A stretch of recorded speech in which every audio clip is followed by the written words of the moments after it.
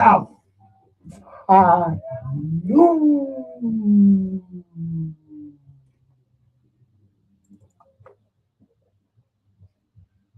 This is Mario. Beloved, let me reach deep inside, give you the profound gratitude I feel for yet another Tuesday afternoon of information and enlightenment,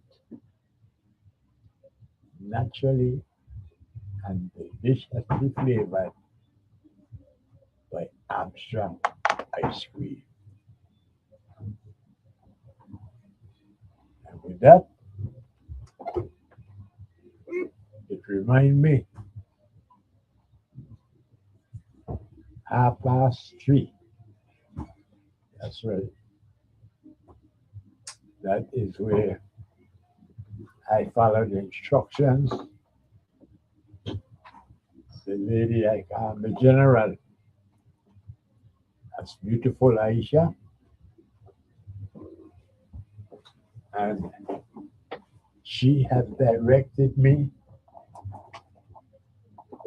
to ask of you a crucial history question. And for the correct answer,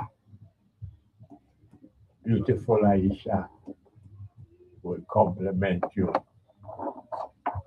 with a full quart of your favorite flavor of Amsterdam ice cream.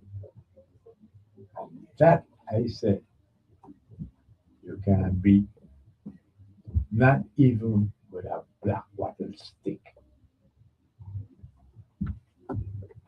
Amsterdam ice cream, beloved. I have to, well, try to get you to join me in focusing a little bit more than usual on Amsterdam ice cream this good afternoon. And why is that? Well, as I shared with you last week,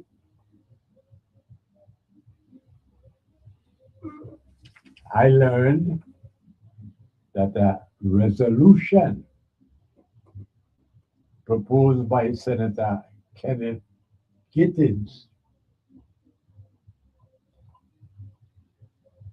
was to be honoring and commending the Armstrong family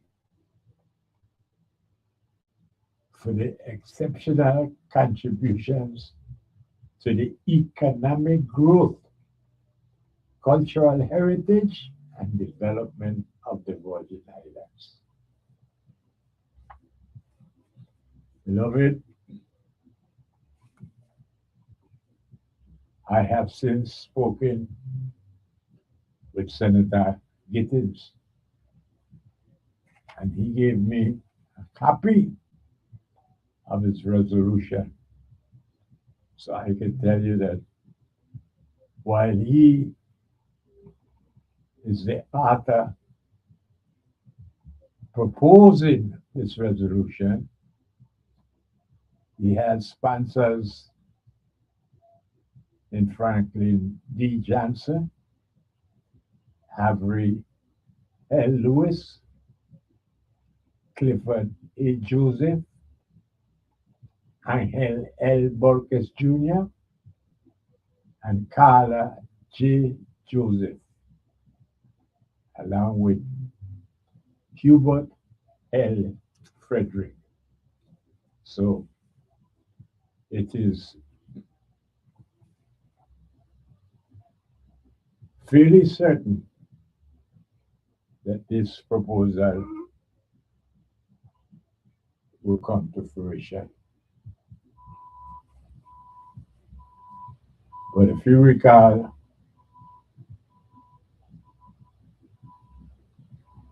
I spoke to the urgent need of going beyond honoring and commending. To actually find the resources to actually have Hamsham ice cream packaged, yes, attractively packaged, so that it could be displayed, allowing other ice creams in every location where ice cream is sold. And that, beloved, as I think we all know here, it's not just the grocery stores, the supermarkets, but every gas station, every gas station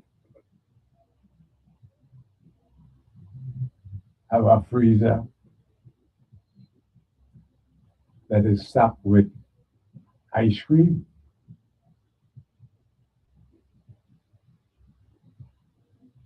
But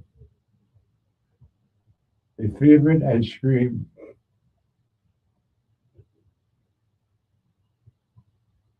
that every Crucian,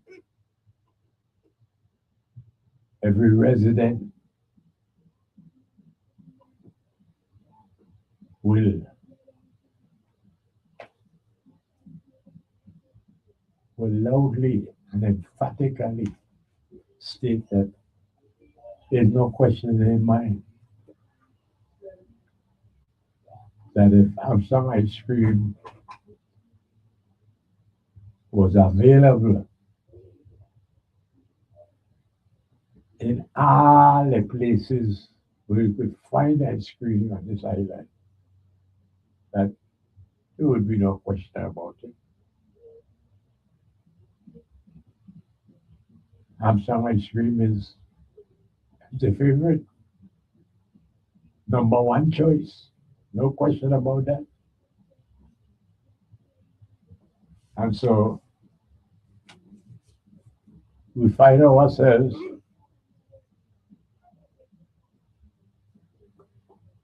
curious and questioning, why is it after over a century and three generations, just a honoring and a commendation from the legislature? Beloved, I said last week, and now with factual conviction, I state that we need to do more.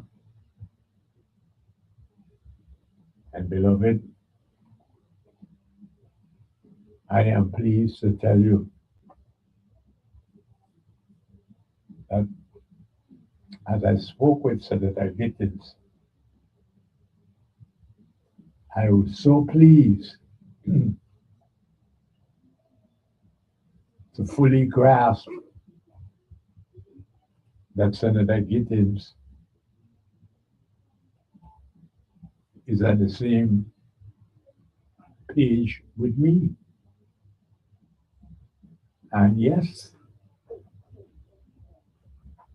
he too thinks that Hamsham ice cream needs to be packaged and made available wherever ice cream is sold. So it's like, what a thing, beloved. Senator Gittins assured me that yes, it was a great idea and very timely, and that he would indeed sit with and discuss it with the CEO, Cedric Armstrong. And so, beloved, I am hereby stating to you and this public platform that we have the full support and actually the leadership of Senator Gittins on this matter, and that he is primed to discuss it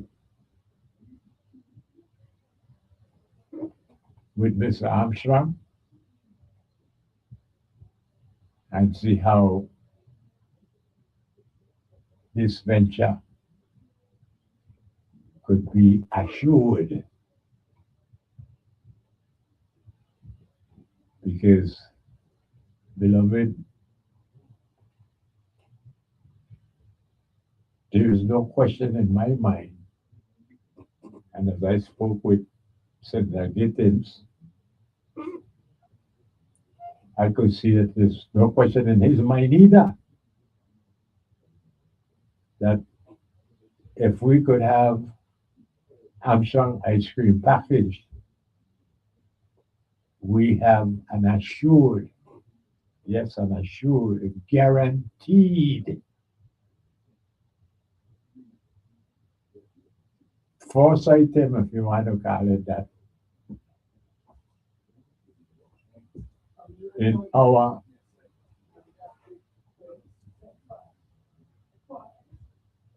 outlook for inside out cultivation as a territory. And if this is to be our opening salvo, beloved, I couldn't think of a tastier, more appetizing, and a more prepared item than the naturally delicious Armstrong homemade ice cream. So really, it is a matter of how this can be done. Because as I spoke with Senator Gittins, I could see it's not a matter if it should be done, whether it should be undertaken to have Armstrong ice cream package. There's no question about that. Yes, I mean, it's only a matter of how to go about accomplishing this. And this is what the initial discussion of Senator Gittins and CEO Cedric Armstrong will determine. Because, beloved, there are certainly a few moving parts that would be involved in the when securing the resources that would be necessary to package Armstrong ice cream. But again, it's nothing more than another challenge. And this is beloved, a challenge that is ready made for a successful outcome, unquestionably. So, my position is I am fully invested in terms of whatever it takes and my part to bring us to a successful outcome. And hosting this platform allows me, like I'm doing right now, allows me the opportunity to keep you, my beloved audience, informed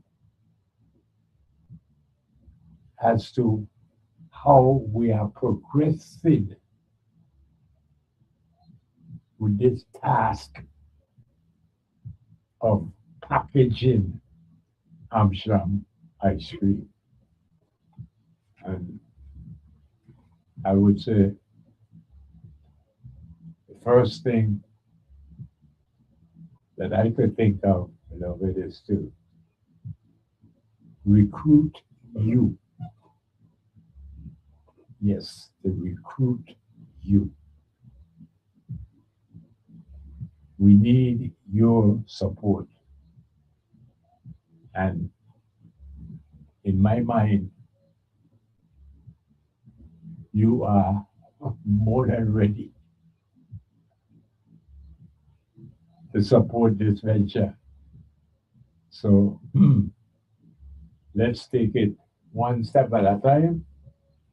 And the first step is to get Senator Kenny Gittins and CEO Cedric Armstrong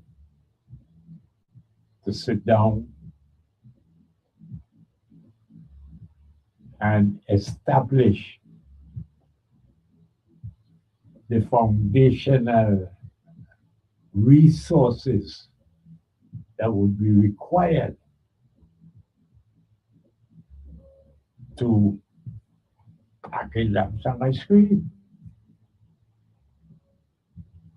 So, yes, we need to have them discussing this matter seriously. And so I see my first task here in hosting this platform is to basically recruit you to lobby Senator Gittins wherever, whenever you see him. That's item number one, beloved. We need for these two men to sit down and look at the foundational issues that need to be discussed to get this venture off on the right footing. So, as you hear me speaking right here, right now, I am recruiting you, my beloved, that wherever you happen to see Senator Gittins, please greet him, of course. Good morning, good afternoon, good evening, whatever it is. But then, right after you greet him,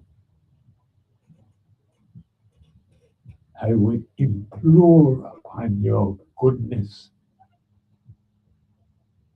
to just consciously, gracefully ask Senator Gittins if he has spoken with Mr. Armstrong yet. That's it. That's the first task that I am recruiting you for.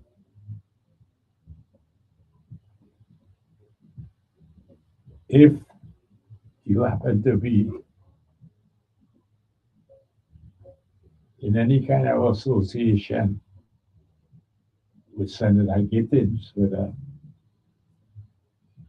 as an employee of the legislature or an employee of government with which Senator Gittins have some, well, let's just say, have some task that he might be undertaking. But basically, all I'm saying is that wherever and however you come to be in the presence of Senator Kenny Gittins, please, beloved, please ask of him, have you spoken with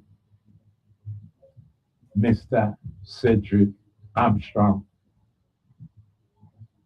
about packaging the ice cream? That's it, beloved. Because as a lawmaker, as a senator, you know that Senator Gittins has, well, he had his plate full with issues that he's undertaken, not to mention that, hey, this is an election year, and so he would be having to deal with his own re-election to what would be the 37th legislature. So it's not that we're thinking that Senator Gittins is readily available to meet with Mr. Armstrong. He has as much as told me, yes, he wants to, he's ready. But what I am saying to you, beloved, is that as a senator, we could expect that he's busy and have, well, a full calendar of events to be at, people to talk with, meetings to attend, etc., etc., etc. So I am hopefully recruiting your support that wherever you happen to run into Senator Kenny Gittins, that beloved, you will not hesitate. Like I said, greet him, yes, good morning, afternoon, evening, whatever. But right after the greeting, you want to ask, you talk with Miss Armstrong yet? What about the packaging of the ice cream? Beloved, it is in all of us' best interest to make this a pressing issue. And so the more involved, the more supportive we make ourselves as a community. Again, it is the more convincing that we will make so that I get in to try to make the time so that he would be available to meet with Mr. Cedric Armstrong. And this is where we are, beloved.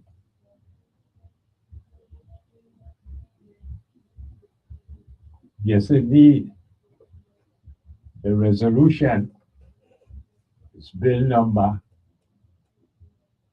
36-0227.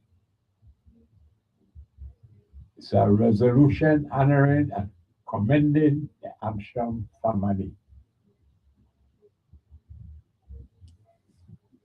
But beloved, we need to use it as our stepping stone to having Armstrong ice cream attractively packaged so that it can be sold wherever ice cream is sold in our community. And that begins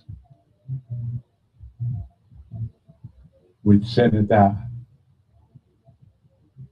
Kenny Gittins, who proposed the resolution to now undertake the mission of having Armstrong ice cream be attractively packaged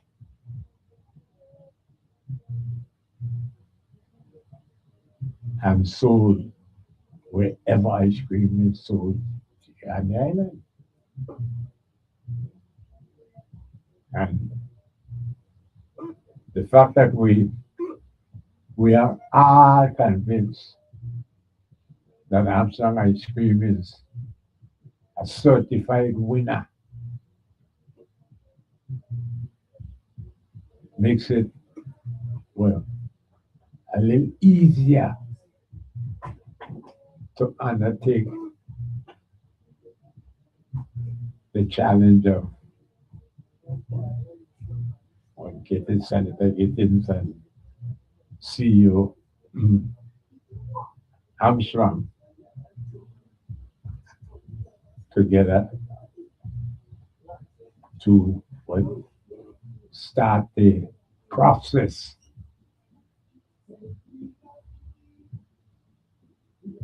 of bringing together the resources necessary to package Armstrong ice cream. And that's what this is all about, beloved. Inside out cultivation, and we are recruiting your support because we could never have too much support. And beloved, like I said, the senator gave me a copy of the bill, and as we take our first break of this Tuesday afternoon, I will read you the bill summary. And it reads as follows.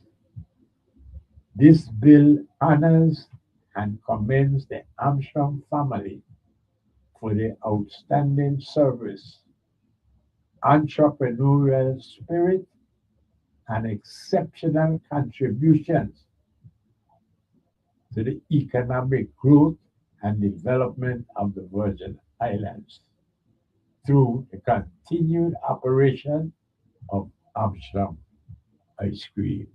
Beloved, lick your cream. Because Armstrong Ice Cream is just so good for your soul.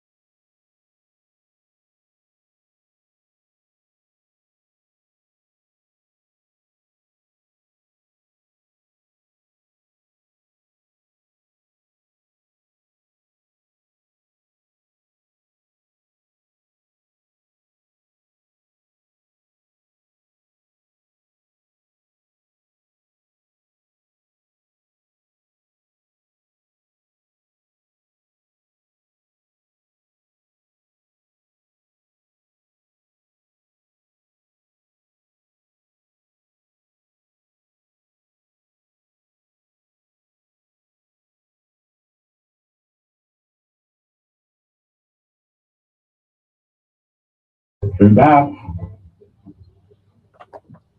beloved, I couldn't think of a more opportune or appropriate timing for inside out cultivation.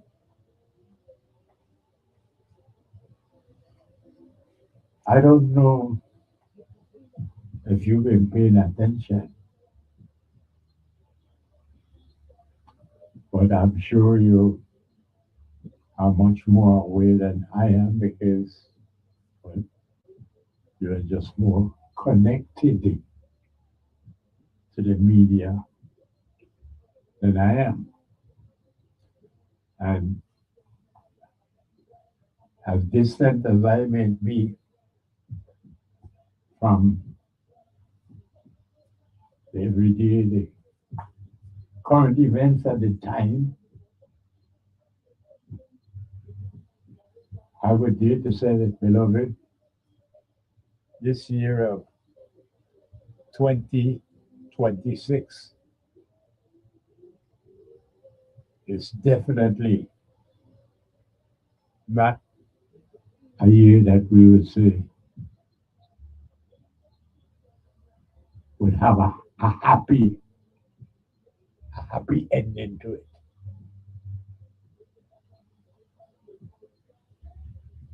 From the little that I have been able to garner,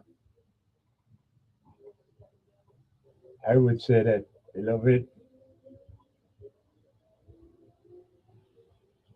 most pressingly because of the inordinate aggression of the President of the United States, well, beloved, that is like having a thumb on the scales. And so I am definitely expecting challenges and more than enough difficulties just ahead. You tell me, but between what has already happened in Venezuela and who knows what might be going on in Venezuela as we speak, beloved, I think that we are all aware of the situation in our sister island in the Caribbean, matter of fact, big sister, because we talk about the largest island, yes, Cuba. I don't know how it is that the President of the United States is able to frame the island of Cuba and the population, what is it, 10, 11, 12 million people, uh, how he is able to frame them as being such a threat to the stability of the United States of America that, well, his administration has had to adapt these aggressive moves that totally blockade the island of Cuba. And I don't know, beloved, I don't know. Other than that, it is of great concern because when we started out in Venezuela, I had occasion to mention on this platform here that it doesn't augur well for us in the Caribbean. And Lord Harry, the judge, after invading Venezuela, capturing, more appropriately, I should say, kidnapping the president of Venezuela. Here now is President Trump having his administration, his government, basically starving the population of Cuba because he wants the government to be, well, different of his choosing. He doesn't like the government. And so he is well on his way to starving his 10, 11, 12 million people so that, well, he could, I guess, accomplish what he did in Venezuela just by different means. Venezuela actually had his military go in and kidnap the president. Cuba, unbelievable, but this is what he's doing. Blockading the island. It doesn't have any source of petroleum in Cuba. And so one of the singular issues that, is, well, uncalled for is that the President of the United States has decided that Cuba is not to have any more fuel, and if any nation should supply them with fuel, America will take serious measures against that nation. And so a nation like Mexico that was supplying fuel since Venezuela had been cut off is now reluctant to supply any fuel to Cuba because, hey, they don't want to bite off more than they could chew as a nation. And so, yes, beloved, the strangling of the Cuban economy is well on its way, and I could only imagine the effect that it's having on the people of Cuba. But I say all of this, beloved, because, well, it's in the Caribbean. But let us not ignore the reality that the president is also threatening to wage war against the nation of Iran in the Middle East. So, what about that? Not to mention what is taking place or not taking place in Ukraine. But beloved, the facts are that the economic policies that the President of the United States have adopted is is backfiring, and it's causing more problems than it is resolving. And I am told that the Supreme Court of the United States uh, last week, Sunday, late last week, I think it was Thursday, but at any rate, the Supreme Court of the United States ruled that the tariffs that the United States of America was bringing about on just about, well, every nation across the world. The Supreme Court says that it was unlawful and that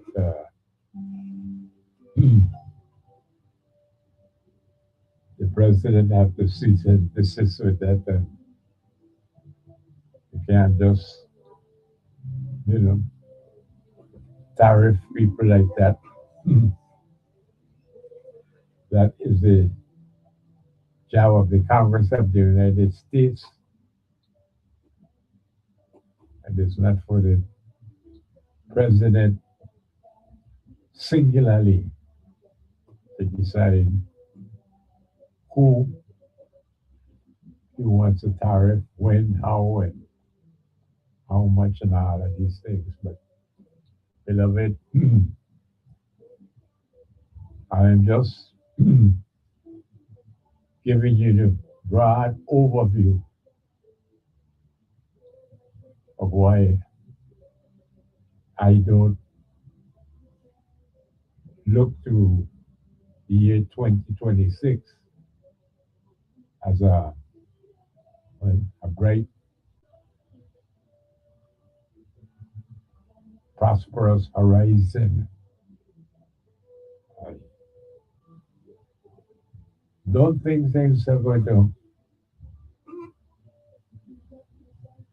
be as well as I suppose the President of the United States is thinking it will be. Accordingly, beloved, I would very much like to see the attention of our government, our unincorporated territory.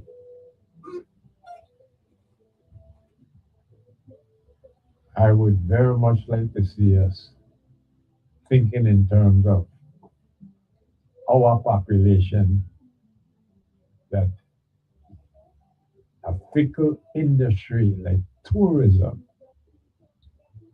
simply cannot be viewed as our one and only productive avenue. I mean, beloved, this is what it's come down to. Inside out cultivation is not a concept that our territorial government embraces. Matter of fact, I can't say that our government even acknowledges that we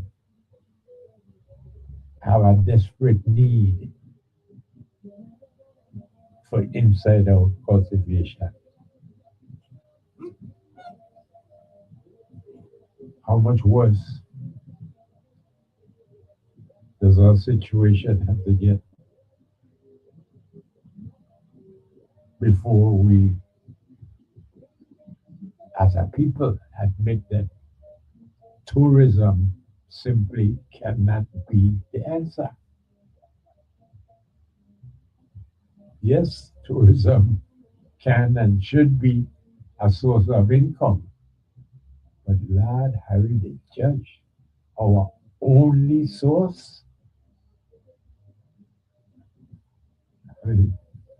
uh, again, the 84 square mile island of St. Croix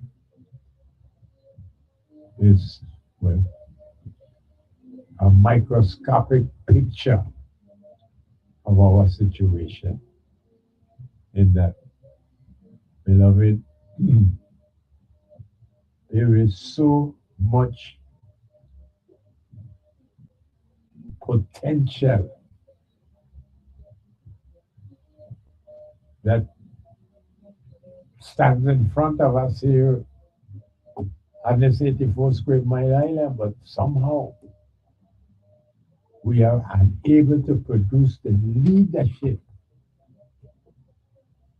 to exploit that potential. So, as I've said maybe too many times now, beloved, we have hundreds of acres, if not thousands, but for sure, hundreds of acres of fertile land, land that used to grow sugar cane,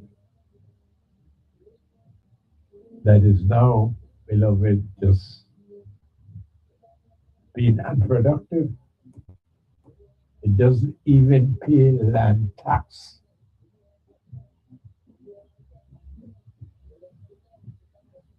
Hundreds and hundreds and hundreds and hundreds of acres of land is just sitting there growing cassia, tantan, guinea grass, and we are unable, can't say we're unwilling because we haven't even given it a try, but certainly we are unable to make this large amount of fertile land productive. It is just unbelievable, but that's where we are, beloved. Uh, I could only continue to call for inside out cultivation and to, plead with our good for not mislead us to explain to us, well, why is it that we have so much fertile land laying unproductive, not even paying land taxes,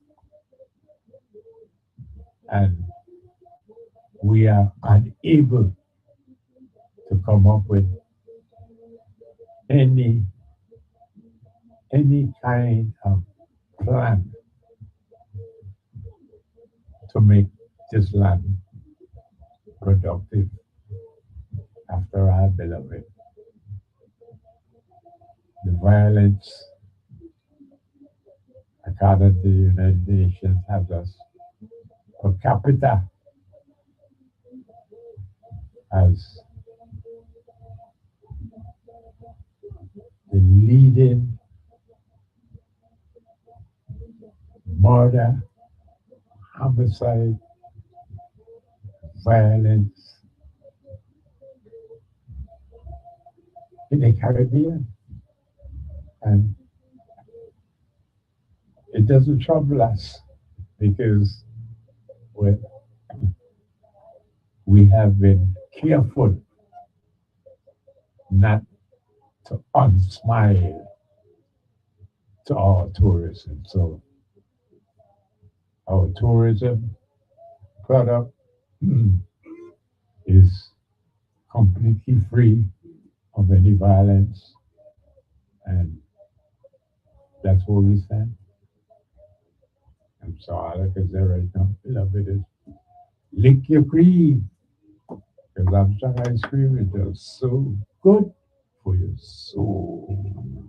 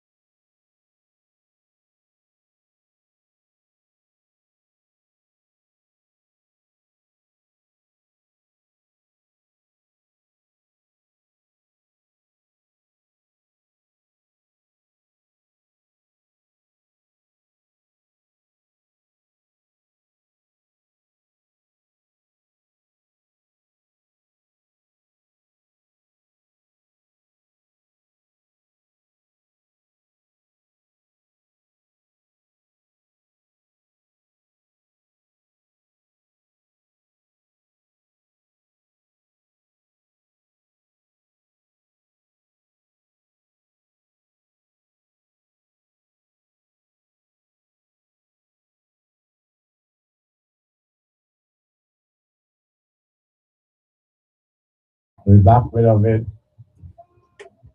And yes, we started out, beloved,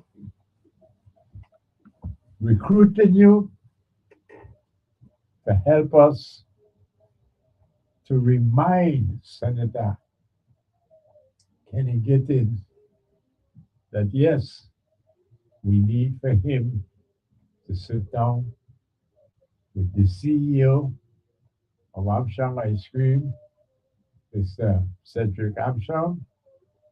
We need for them to sit down because, beloved, Senator Gittins told me himself as we spoke, yes, this is a good thing, and it is definitely something he would want to be a part of. And so, yes, that's what we started out this afternoon is to how are we going to package Armstrong ice cream so that it can be sold everywhere ice cream is sold here on St. Croix. Then, beloved, we look at the picture of inside out cultivation that despite the, hey, let's just say, despite the warnings that we are getting from the political aspirations of our government, we somehow don't seem to be concerned. Like we are tourist destination and tourism is our thing and we go rely on it and hey, we good to go. Well, beloved,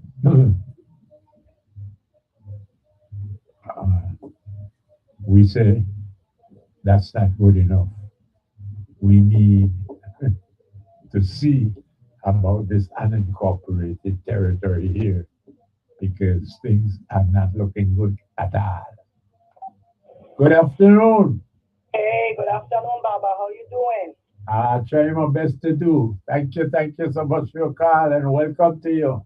Of course. So let me give you another episode of Black History Moments.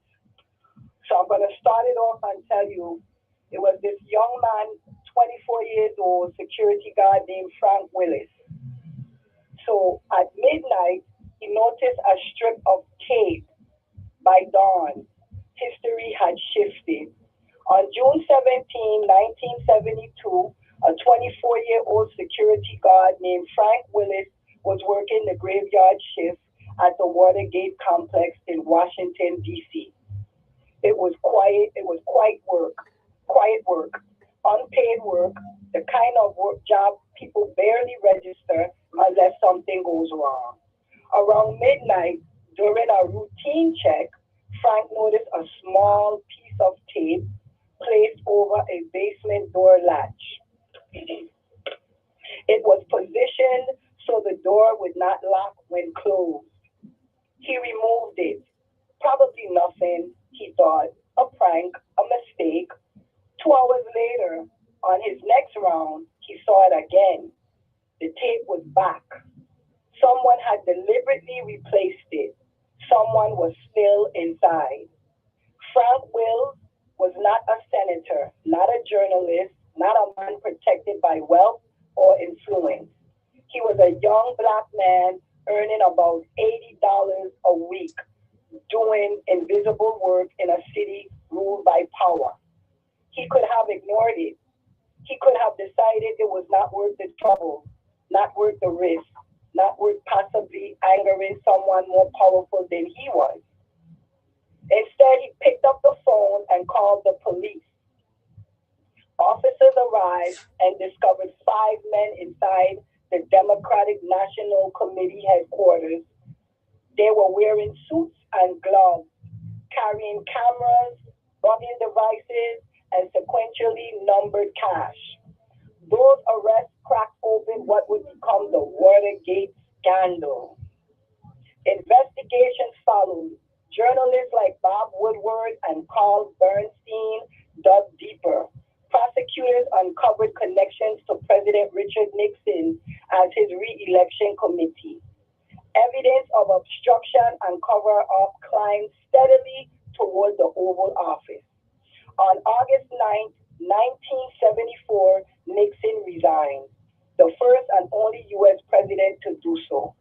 American democracy held that week not only because of investigative reporting or congressional hearings, it held because a security guard refused to ignore the tape on the door. For a brief moment, Frank Wills was visible. He testified before the Senate Watergate Committee. He appeared in the opening scene of the 1976 film All the President's Men, playing himself. Then the spotlight moved. The journalists became legends. The prosecutors built distinguished careers, and the politicians wrote memoirs. Frank Wills lost his job, the details of his departure and debated, but the outcome is clear. He struggled to find stable employment. He worked odd jobs. He never received meaningful financial rewards for his role in exposing one of the greatest political scandals in American history. So in 2000, at just 52 years old, Frank Wills died in relative poverty. The man whose vigilance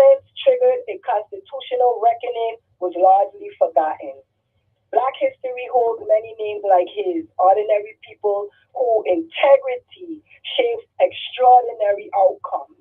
Men and women who do not seek monuments but become pillars anyway. Frank Wills was not meant to be powerful in 1970s Washington. He wore a uniform, carried a flashlight, and checked the lock. But democracy depends on people who refuse silence. Power collapses when watched closely. Corruption falters when someone decides small details matter. So Frank Wills did not know that the tape on the door would lead to the fall of a president. He simply was just doing his job with honesty. And sometimes that is not enough to change a nation. So remember his name, Frank Wills, a night shift security guard who noticed something wrong and chose to act. And Baba, that's all I wanted to tell you. I might call later to give you another Black History moment. Why not? You seem to, embrace the task that Yes, you've I given do. yourself. And again, you speak of the security guard with his flashlight, Yes. but what about you and your reading and research? Well, say no more. Until the next time we are here, until the next time. we await your enlightening information. Thank you, Baba. Later. Thank you. All right. Good afternoon, Yes, good afternoon, Mr. Mohan. and a big welcome to you. Thank you. I want to use your opening remarks concerning the region, so the Middle East, to express my idealism, being romantic or utopian. I still believe in it, but and then you speak of insider cultivation, right? And Yeah. that should be realized. I think the first step, it's kind of like visionary, utopian, idealistic, but that interdependent of nations and people that have to be what achieved. Because you mentioned insider cultivation. Cuba, to a certain extent, was self-sufficient in terms of providing food for its nation. Absolutely. I mean, if not for inside out cultivation, they would have collapsed already. But because of the unfriendly relationship of a superpower, Yes. that basically ain't benefiting in the way that it should have benefited. Because if the bigger power does not feel its wishes are being lived up to or respected, they could weaponize that and make the people suffer. The same thing with tsunami. Yes. That man-made disaster in terms of the blockading and sanctioning Yes. basic economic situation that creates inflation that was too tremendous for the people. So they true. uprise Yeah. and basically kind of shape the regime. Yeah. So the world has to go back to the ideals that are rooted in the United Nations. I mean, the true farm of it, not just in lip service, whereas the internal affairs of nations should be up to them, and if they respect the human rights and the dignity of the human being, I think unless those ideas and those situations are met, I mean, it's just a wishful hope that, I don't think the balance of powers have to become a reality, whereas one nation or one power cannot just like really so, because your sense of right and wrong, you could just, I am basically threatening you and threatening other nations that want to do business with you. But let me make a quick interruption here to get your feedback. Doesn't it seem, because see, I am not as up to date as you are, But from No, I just follow the news. I know, but that is Computer and cable. I just follow the one certain part of the news, but just try to extract as much all right. information. Okay. I would like to hear you react to this, which is that from where we stand, we are seeing that President Trump is resting his foreign policy in the Western Hemisphere on this Monroe Doctrine of 1823 that President James Monroe has stated that he is not going to allow for any European nation uh, to have any influence in the Western Hemisphere. It is Right, supposed to be like as we just know, America's backyard. right. Well, this is what I'm trying to get your reaction to this now. Uh, we have seen what happened in Venezuela. They invaded, they kidnapped the president. Now we're seeing that in Cuba, again, the result seems to be the same is what they're trying to accomplish is to change the government.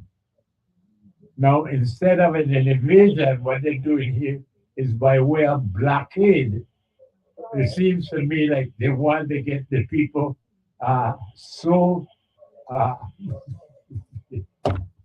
hopeless Yeah, to that bring they would against turn against the correct government. against the government. I Right, think right. right. So that's what I'm trying to get you to react to. That I mean, this is not 1823. This is 200 years later. Uh-huh. And it seems like the American government, following the leadership of the Trump administration, wants to reimpose this doctrine and for them to totally control the Western Hemisphere from Canada to Argentina. Right. I believe with ambition and that narcissistic fatality. I think it's a fatality now. We're not just a mad ambition. I think it becomes like into the realm of disease. I think it's affecting his thoughts. And I think where I don't believe it's that that one polar power instead of being a multilateral. I think that like, with the Pope, that kind of universal equation where he's dominant. I think in this situation, America wanted to be universal. I think it ain't just the Western as the man doctrine has speak to the Western Hemisphere. I think it is more global. I think it's just world dominant. I think it's violating our standards. The Benin, But that's why I'm asking for you to react for me to yeah, hear for me I and the know what beloved because the beloved audience is listening, it ain't just me, we are listening to I you. react to. And I'm wondering because the United Nations has been very quiet. But that's what I'm saying. The United Nations is that body, that edifice that the nation basically the victorious nation of World War II, right? They basically say, well, this edifice, these principles going to be the principles on which human or civilized behavior are determined, not by the might or by force or by reason and by diplomacy, we will settle our differences. And to step out of those pillars or those pills of civilized behavior is basically a violation of international morality. You're back to basically that condition of where might instead of reason dominates. Who's stronger, who's the biggest gun, dominates. And I don't think human beings we have the ability to reason. I don't think we should engage in a that are basically relegation to the animals. They don't have the ability to reason. I could see, for instance, a quick example. I just young rooster. They get two roosters and 5 hens. They can't reason to say, well, you have 2 and then we could share the one. You and I, we could say, well, Mr. Mohammed, you have 2 and I have 2 and then we could, share the other one and coexist peacefully. We have that ability, but I get you, but what I'm trying to get from you, and you kind of bobbing and weirdo with me a little bit, because when I want to hear you, I want to hear your reaction to the silence, the deafening silence of the United Nations. Whether you're talking about the General Assembly or the Security Council, is silence. The United Nations is only as strong as its members, right? The will of its members. They have the tools, they have the instruments, but they lack the integrity, they lack the most. The same thing with the League of Nations and His Majesty, who was basically the conscience and the voice of reason in World War II. His words basically stand and bear fruit. Just like how the League of Nations have become the tomb and the coffin of international morality, the United Nations, if it continue and allow the big powers to basically go around or circumvent its mandate without, because who authorized the blockade of Cuba? It wasn't the United Nations mandate. That the United States, with its power and his might, determined to basically blockade Cuba and also stifle the trading situation with Iran to cause its citizens to uprise against the government to destabilize it. Also create this hyperinflation within the country. I mean, that's violation of international law. That's violation to me of the basic rights of sovereignty. Well, that's why I'm calling it out, bobbing and weaving on your part, because I keep trying to get from you as to give us your view, your opinion, if you will, as to why it is that the United Nations is so absolutely silent about these things. Because they allow the unbalance of power. Yeah, we see that's happening, but why? Are they afraid of the United States? They had an self-interest. They said that was their own economy, because the world is interwoven economically and all with the technology and with the finances. Because when situation happen like in China, where the United States freezing these diplomat assets, that's how integrated our economies and financial system is to an extent. Or we want to procure a heap of the hard currency of the United States because of its value, right? It's more stable than what other currencies. So we want that, but also we kind of put ourselves in a weakened position, whereas they could freeze the assets and they could do whatever we want with certain assets. But I'm saying this, Mr. Mohammed, until those nations realize that the principle of justice and the principle of one for all and all for one is more important in these real politics or these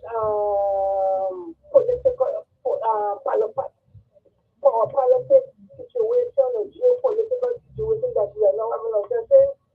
Those principles that guide civilization will hold no longer, and every nation will either farm different blacks or in a kind of secretive manner to obtain some kind of means to defend themselves against bigger powers. And I pray don't come to that, where every man for themselves and God for us all. I pray don't come to that. Well, I could agree with you wholeheartedly, but as you pointed out earlier in your analysis, uh, this is what led to the dissolution of the League of Nations and World War II. So, if we talking dissolution of the United Nations now, are we talking World War III?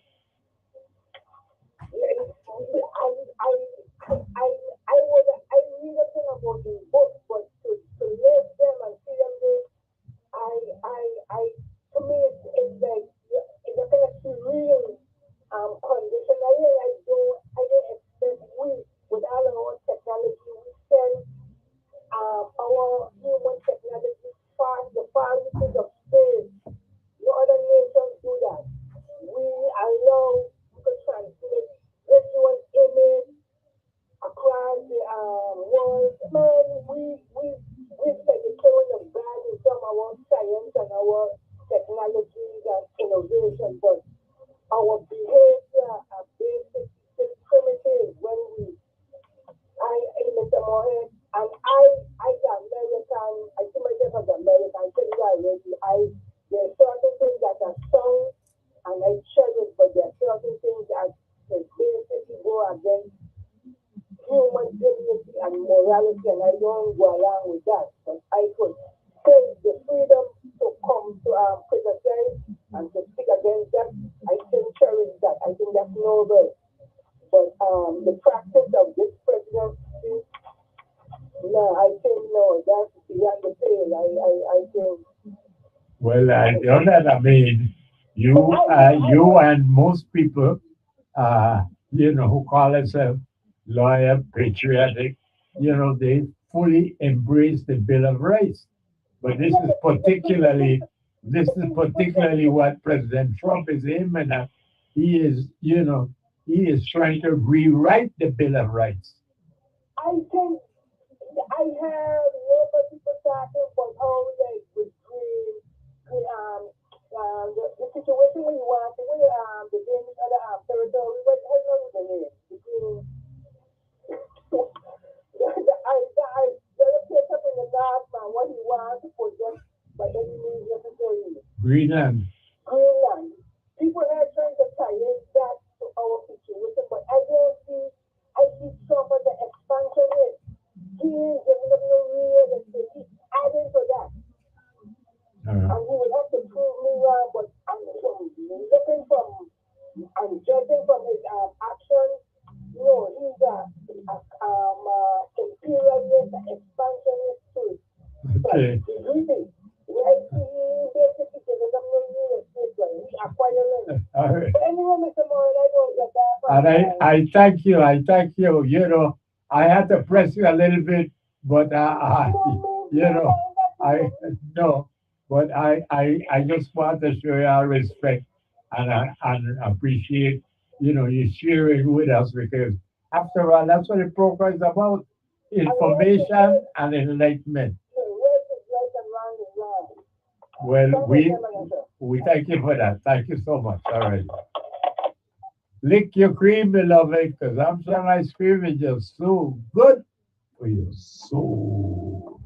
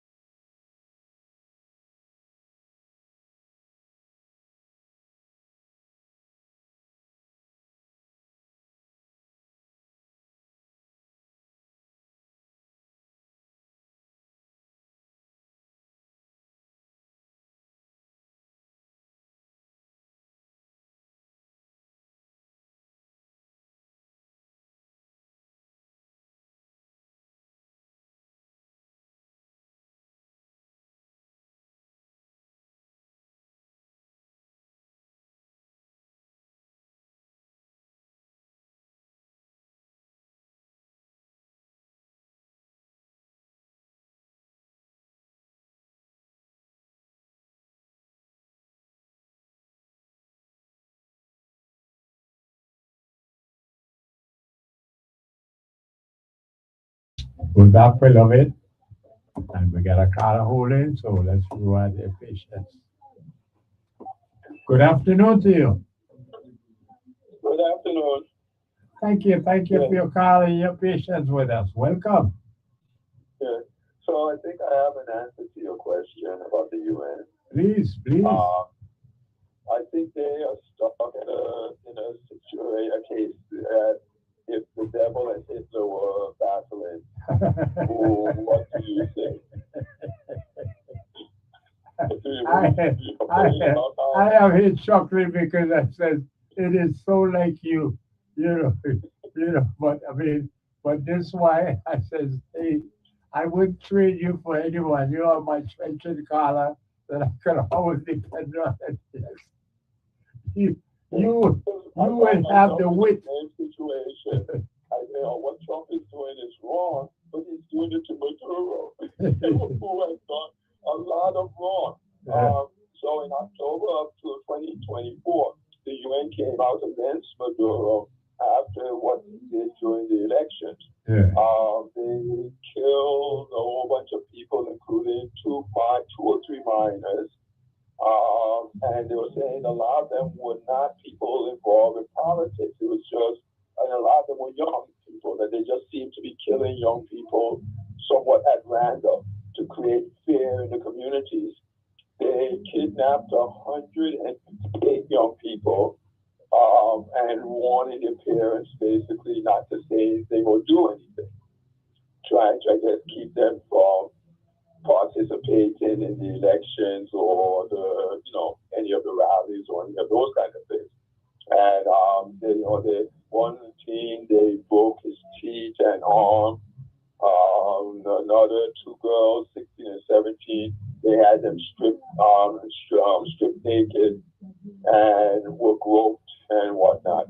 They were basically doing what similar to what Trump is doing in the U.S. I guess Trump might have gotten his cue from them. Yeah. Basically trying to cause confusion and fear with the population just before elections. And so that's what the UN is stuck with. Maduro is a bad guy. He came up publicly and stated and condemned what he did in Venezuela, and now he's been kidnapped by the U.S. and brought to the U.S. to face drug trials. You know it's wrong, but at the same time, it's Maduro. Yeah. How are you going to complain about it? And so they're torn. Some people in the Security Council want them to make a public statement. Others are like, just stay out of it. Yeah, so.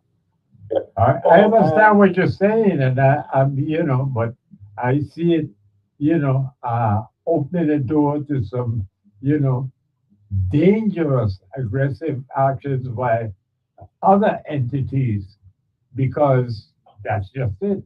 Well, you allowed Trump or America to do this, get away with that. Yeah, So but they would have to choose somebody like Maduro to do it to. So they can't just choose some peaceful country that's not, has no leader, hasn't done anything. So Maduro is an easy thing to say, like, again, Hitler. It's different, a major difference between Hitler and a normal political leader of a country. I agree, So I don't think no, but I think he has such I don't know, but he has the ability, to use his megaphone as well. It's the presidency of the. So far, only time he gets away with this stuff is when he chooses countries that leaders have done major things to the people. So now he's after Iran. Again, who's going to complain about him? Well, that's what you took the words out of my word. I said, we can see now there's Iran, but then there's also Cuba. And the fact that's the that thing. Cuba is a harder thing. He hasn't attacked them because it would be harder, and I don't think the world would sit back and watch him attack Cuba because Cuba hasn't really done anything. The leader of Cuba hasn't done anything to his people or to anybody else. There's also like Greenland and the Danes. He can't really, the countries are backing the Danes because Denmark, not in recent history. They had the thing with slavery, but that's how many centuries ago. The government that's in place now is not aggressive. They're minding their business, trying to do their own thing. And he's talking about wanting to take Greenland. So they're like, no, But Iran, it's kind of hard to, especially with what Iran did lately, when the people were protesting and all the people they killed and whatnot. They're not going to get much support, and he knows this. And he's, so that's why he's going. In fact, they said he sent a big aircraft carrier. It actually was in St. Thomas on what they call it when they take a break. Give the soldiers a break. But it was there maybe a month or two ago. But now it's on its way. I'm not sure if it's got to there yet, but it was on its way to the Mediterranean to deal with Iran. And because lately in the news, why he's sending troops there is because, as what people were saying and I was saying at the time, when they bombed the uranium enrichment plant place in Iran, that they're almost back up and running. Because, and I was telling people this, I was like, well, one, this thing is, I think, almost a mile on the ground, and which means they would have to have a lot of steel structure support. So you send a bomb down a tunnel. I think it was a air-conditioned tunnel, and I don't know how much damage you're going to ultimately do that couldn't be repaired within a year. And now they're saying, it was like 8 months ago, they're saying that they have done and all up and running again. Plus, I was also saying, and other people were saying this too, that they would have had to have some in storage too, because you're making this rich uranium. You're not going to have it down there in the facility where you need the space to put more. You're going to have other sites for this to be stored. And so that's also came out that they have a lot stored, enough to make a number of nuclear bombs. But the other thing I was pointing out to people is that I'm not too sure Iran wants a nuclear bomb. In fact, I'm pretty sure they don't. Because they've been at this forever.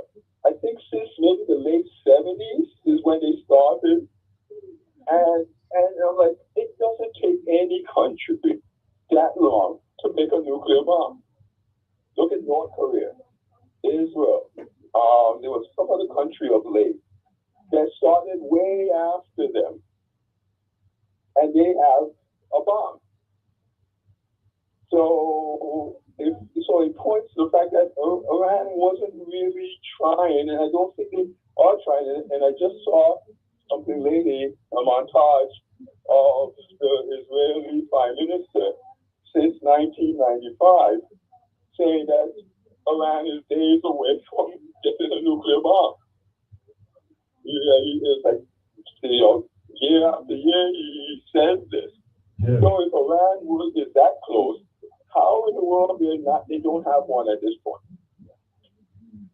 And I said countries that started way after them got one. And Iran has enough physicists. You need a bunch of physicists if you're going to do a nuclear program.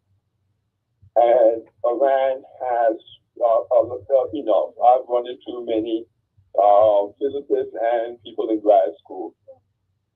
And that's why, like Iraq, I have yet to run into Iraqi physicists. Not saying there are none of them, but it just tells you there's not that many to the point where you will be running into them at random. And so Iraq, I knew, okay, when they were talking about weapons of mass destruction and stuff, I knew it couldn't be nuclear. And I ruled out a number of others because you need a bunch of physicists to work on it. So, and I think with Iran also, so let's say they make a nuclear bomb. I think there is a threat of getting a nuclear bomb is more valuable to them than an actual nuclear bomb. So let's say they get a nuclear bomb, and I think the guy from Israel was saying that they could make 25 in a year. So let's say they make 25 this year. Okay. What does that have? What gain does that have? They have 25 nuclear bombs that they can't use, because if they use any of them, all of the other countries that have nuclear bombs, France, England, the US, will light them up with their nuclear bombs. And they have far more nuclear bombs. The US has about 3,500 nuclear bombs. What do with your 25? And that's just the US. And, England probably has less, but still much more substantial. They said Israel has 40 to 100 nuclear bombs. So just even Israel alone, you set off your 25, you're going to shoot a number of them down. A few might hit their target. And then they send off what they have and devastate your whole country. So having a nuclear bomb for Iran is something that they would have to guard, they would have to maintain, and could never use. And I think that's why I think they've looked at that and realized, it's better to just be in the process and have that threat out there. And we can use that to negotiate and get the other things that we want that will be more valuable to us than a nuclear bomb. And I think that's exactly what they're doing. Just kind of like with North Korea. They can't see themselves. And it's kind of like I've noticed, whenever they need food, they need wheat, they start firing off bombs, testing this, doing that. And then they get, they have an embargo on them, so they, lighten the embargo, give them the food they need. And then they quiet down until they need food again. And then all of a sudden they're testing missiles and doing all kinds of stuff. I think some countries just use their weapons or their ability to get weapons as a bargaining chip to get other stuff. Maybe you're right. I'm pretty sure that's what Iran does, because if you're looking at a nuclear bomb from the late 70s, I think it was like 78 or something craziness like that. But let's even take when Netanyahu first started complaining about it, 1995. There's no way you don't have a bomb by this time. Unless you're Iraq, unless you're some country that doesn't have enough physicists to work on one. And Iran is definitely not that country. Well, again, how do you explain South Africa, having a nuclear technology and then getting rid of it? And what? Getting rid of it. For the exact thing that I was saying. To maintain a nuclear program is expensive. You have to hide your missiles. First, you have to build them, and to get to enrich uranium, it's expensive to build one. But even once you have it built, it's expensive to maintain it. You have to protect it. So next thing you know, some terrorist group that wants to change the regime gets hold of it. So it's a lot. I would imagine it has to be a lot of money to maintain a nuclear program every year, even if you're not making new bombs. And so I think that's what South Africa looked at it and it was like, what are we doing here? This is, we're paying for this. We can't ever use it. Because if the day we use it, that's the day our country gets annihilated. Because it gives the other countries an excuse to use theirs on us. And who's going to complain? We used our nuclear bomb on whatever country.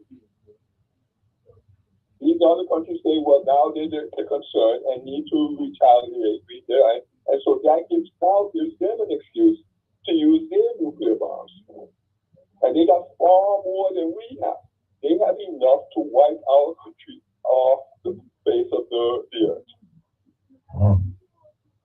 So why would we use ours? We're not going to use ours. Everybody knows we're not going to use it because the numbers just don't add up. We can't win a war like that. They can. We might be able to take out a city. They take out all of our cities and some of our little towns too. We can't win that war.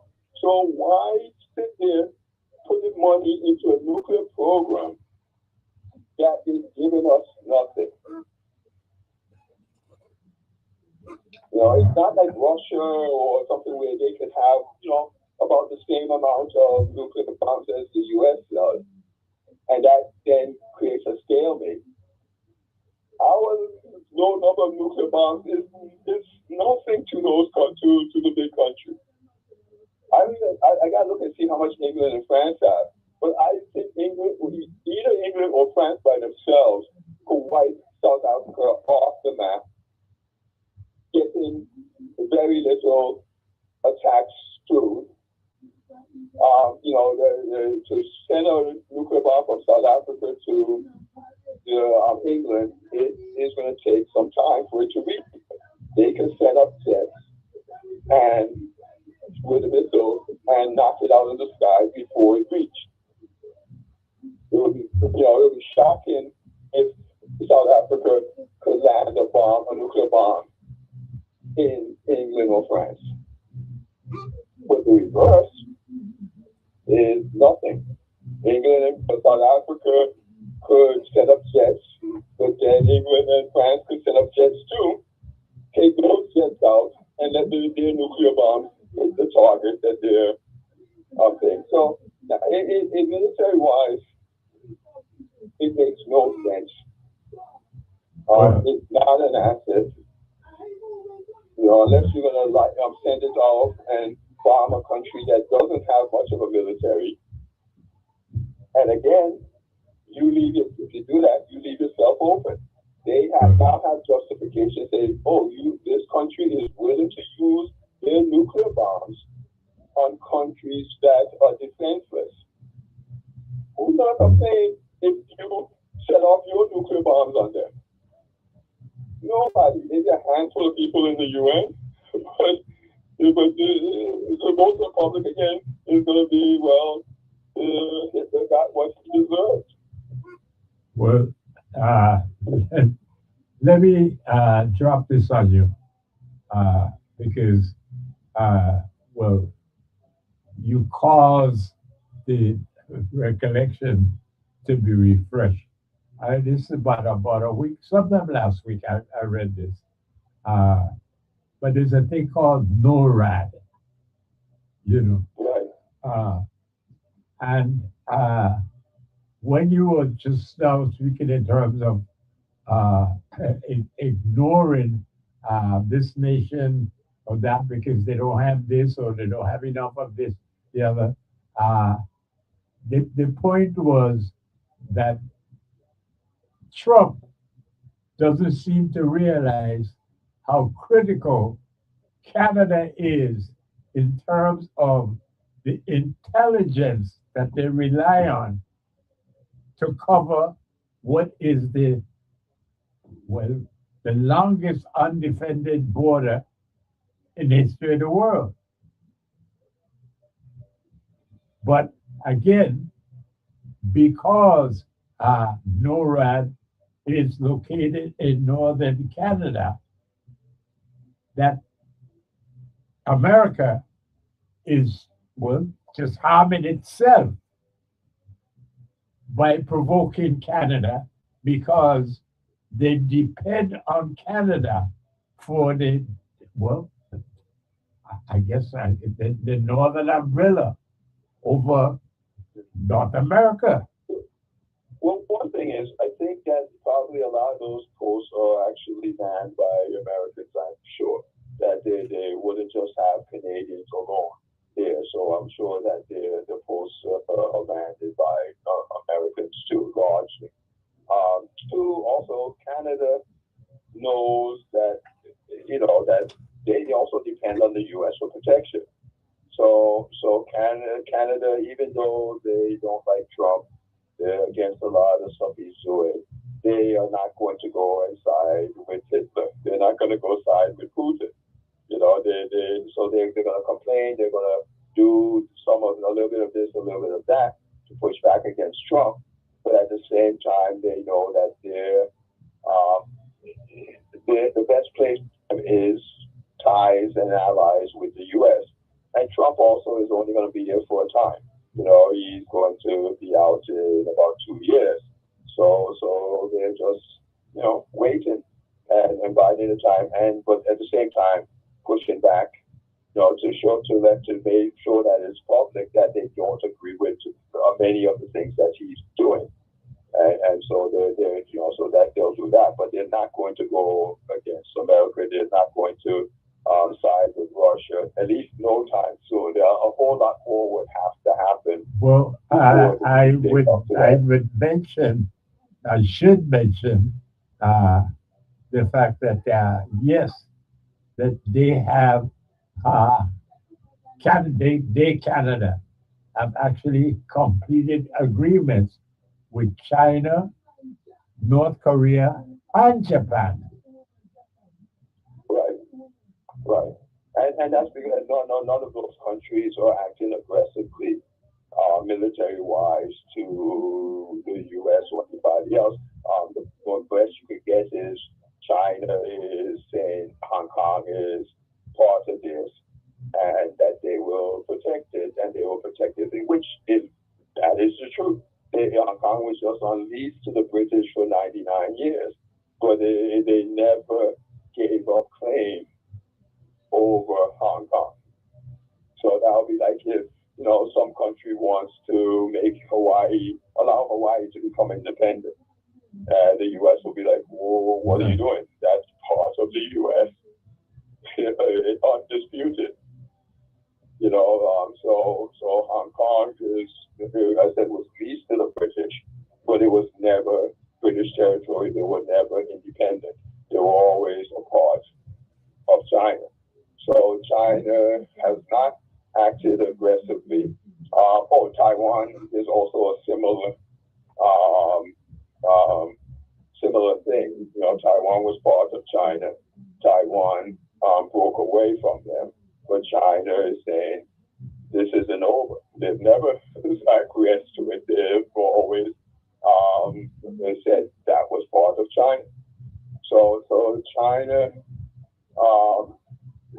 they have supported the other side. We support one side in Vietnam. They supported the next side. Same thing in Korea. But that's their option. So China hasn't acted aggressively to a foreign country. Now Russia has, and so of course you see they're not doing anything with Russia. Russia was a part of that pact because Russia has been behaving badly for some time, and definitely in recent times. I'm not too concerned with Canada. I think the problems between Canada and the U.S. are temporary and limited. I think soon as Trump gets out, I'm assuming we're not going to get another Trump when he gets out, and things will return to normal. And I'm assuming, and based on how Canada's behaving, I'm thinking they're thinking the exact same thing. And they're not. And what they're doing is actually quite American, because most of Americans disapprove of what Trump is doing and want him out. So Canada is behaving quite American. They have the same mindset as the majority of Americans. I think Trump has the lowest disapproval rating of any president since they've been doing these polls. Wow. Most of Americans don't like what he's doing. They don't like what he's doing with the tariffs. They don't like what he's doing with immigration. Oh, that's what I was supposed to tell you. So it came out, I guess, maybe last week or end of last week or over the weekend, that they have, ICE has killed 6 Americans so far. So the 2 that we have heard about weren't the first. Wow. Yeah, and it seems like at least one name, the first person who got killed by them, seemed to be of Hispanic heritage or Hispanic last name. And I suspect that's why they've been slow to put information to spread, because, and also there, no video. The last 2, they were video. These others, it doesn't seem like they were video, or if there was, it was limited and didn't get spread. But they've killed 6 Americans, U.S. citizens, wow, so far. Yeah, so it's not just 2. wow. Yeah. So there's a lot of reasons. Americans do, the vast majority, I think he has only 30-something, 34%, 37% approval rating, a 60-something% disapproval. So Americans don't like what Trump's doing. I hear you, and that's, in concert with what I've been reading. But curious as I am, I continue to ask myself, so why is it that the Republican members of Congress in particular seem to be so afraid of being what they call being primaried by Trump? In other words, he having his own candidates opposing them in the primaries because it's a red state, so they don't have to worry about the Democrats in the election itself.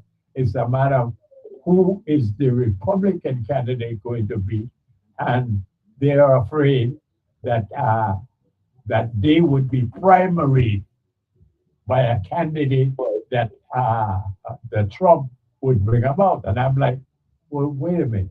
But I think that was prior to the whole ICE thing and the killings and I would hope so. The primaries now, and then there have been some elections that were red states and blue candidates that won. So it shows that he has a weakened position when it comes to getting people in. So I don't think that they're afraid of that as much. But I do think that they're still afraid of their personal safety. You remember they had those 2 lawmakers in Minnesota, Democrats, that were killed by a MAGA guy. Yes.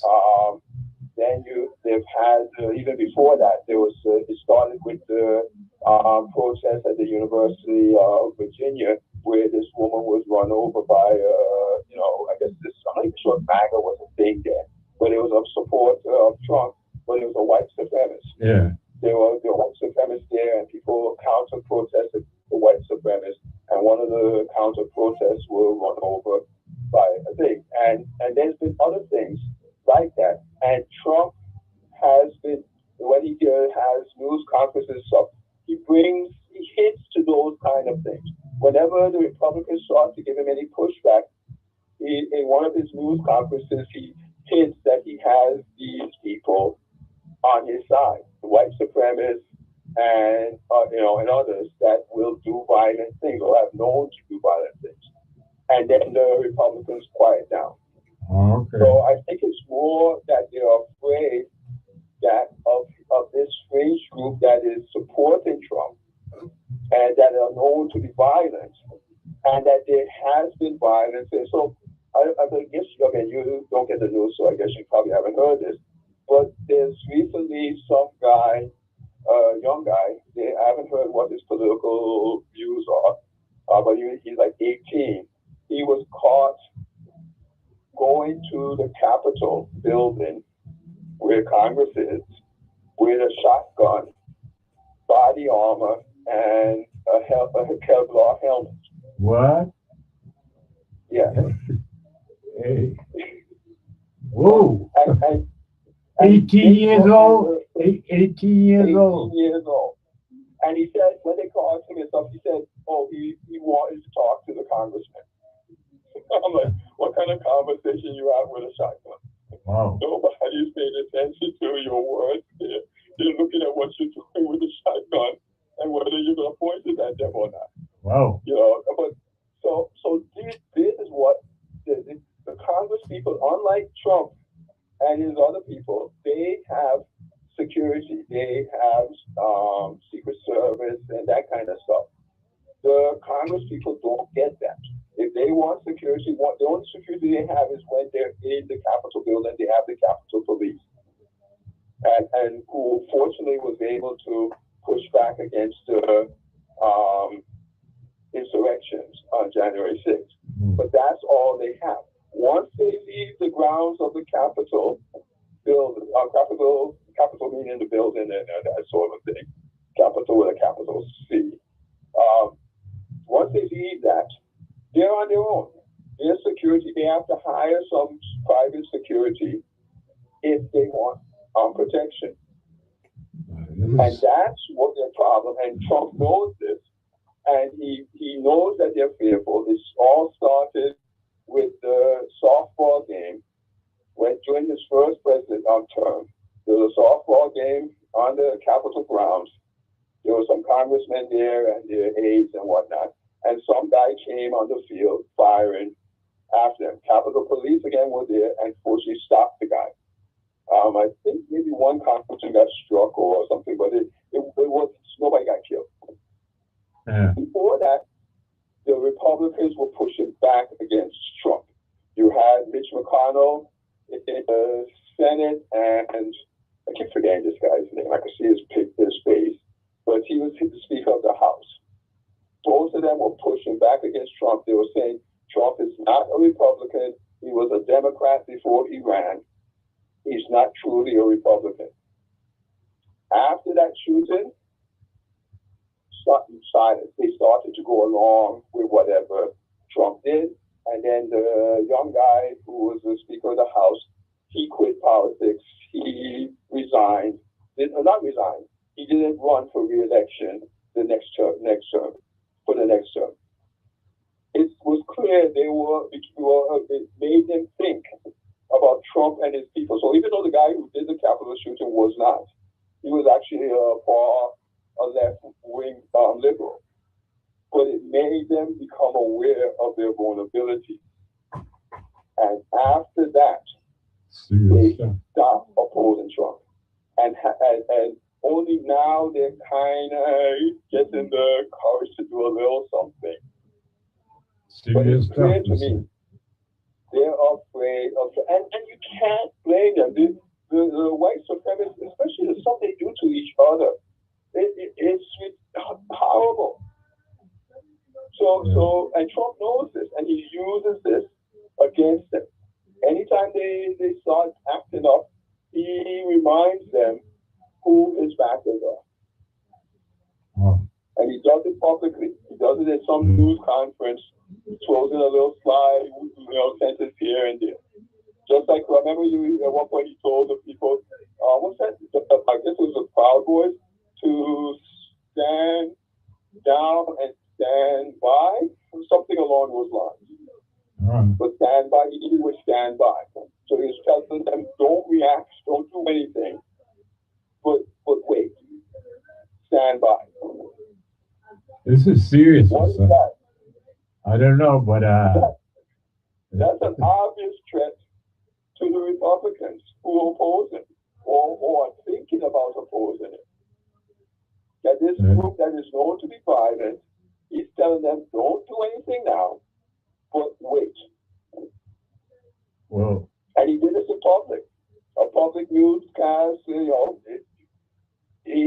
so it's clear to me what is happening with Trump and the Republicans. but that's what you've been saying.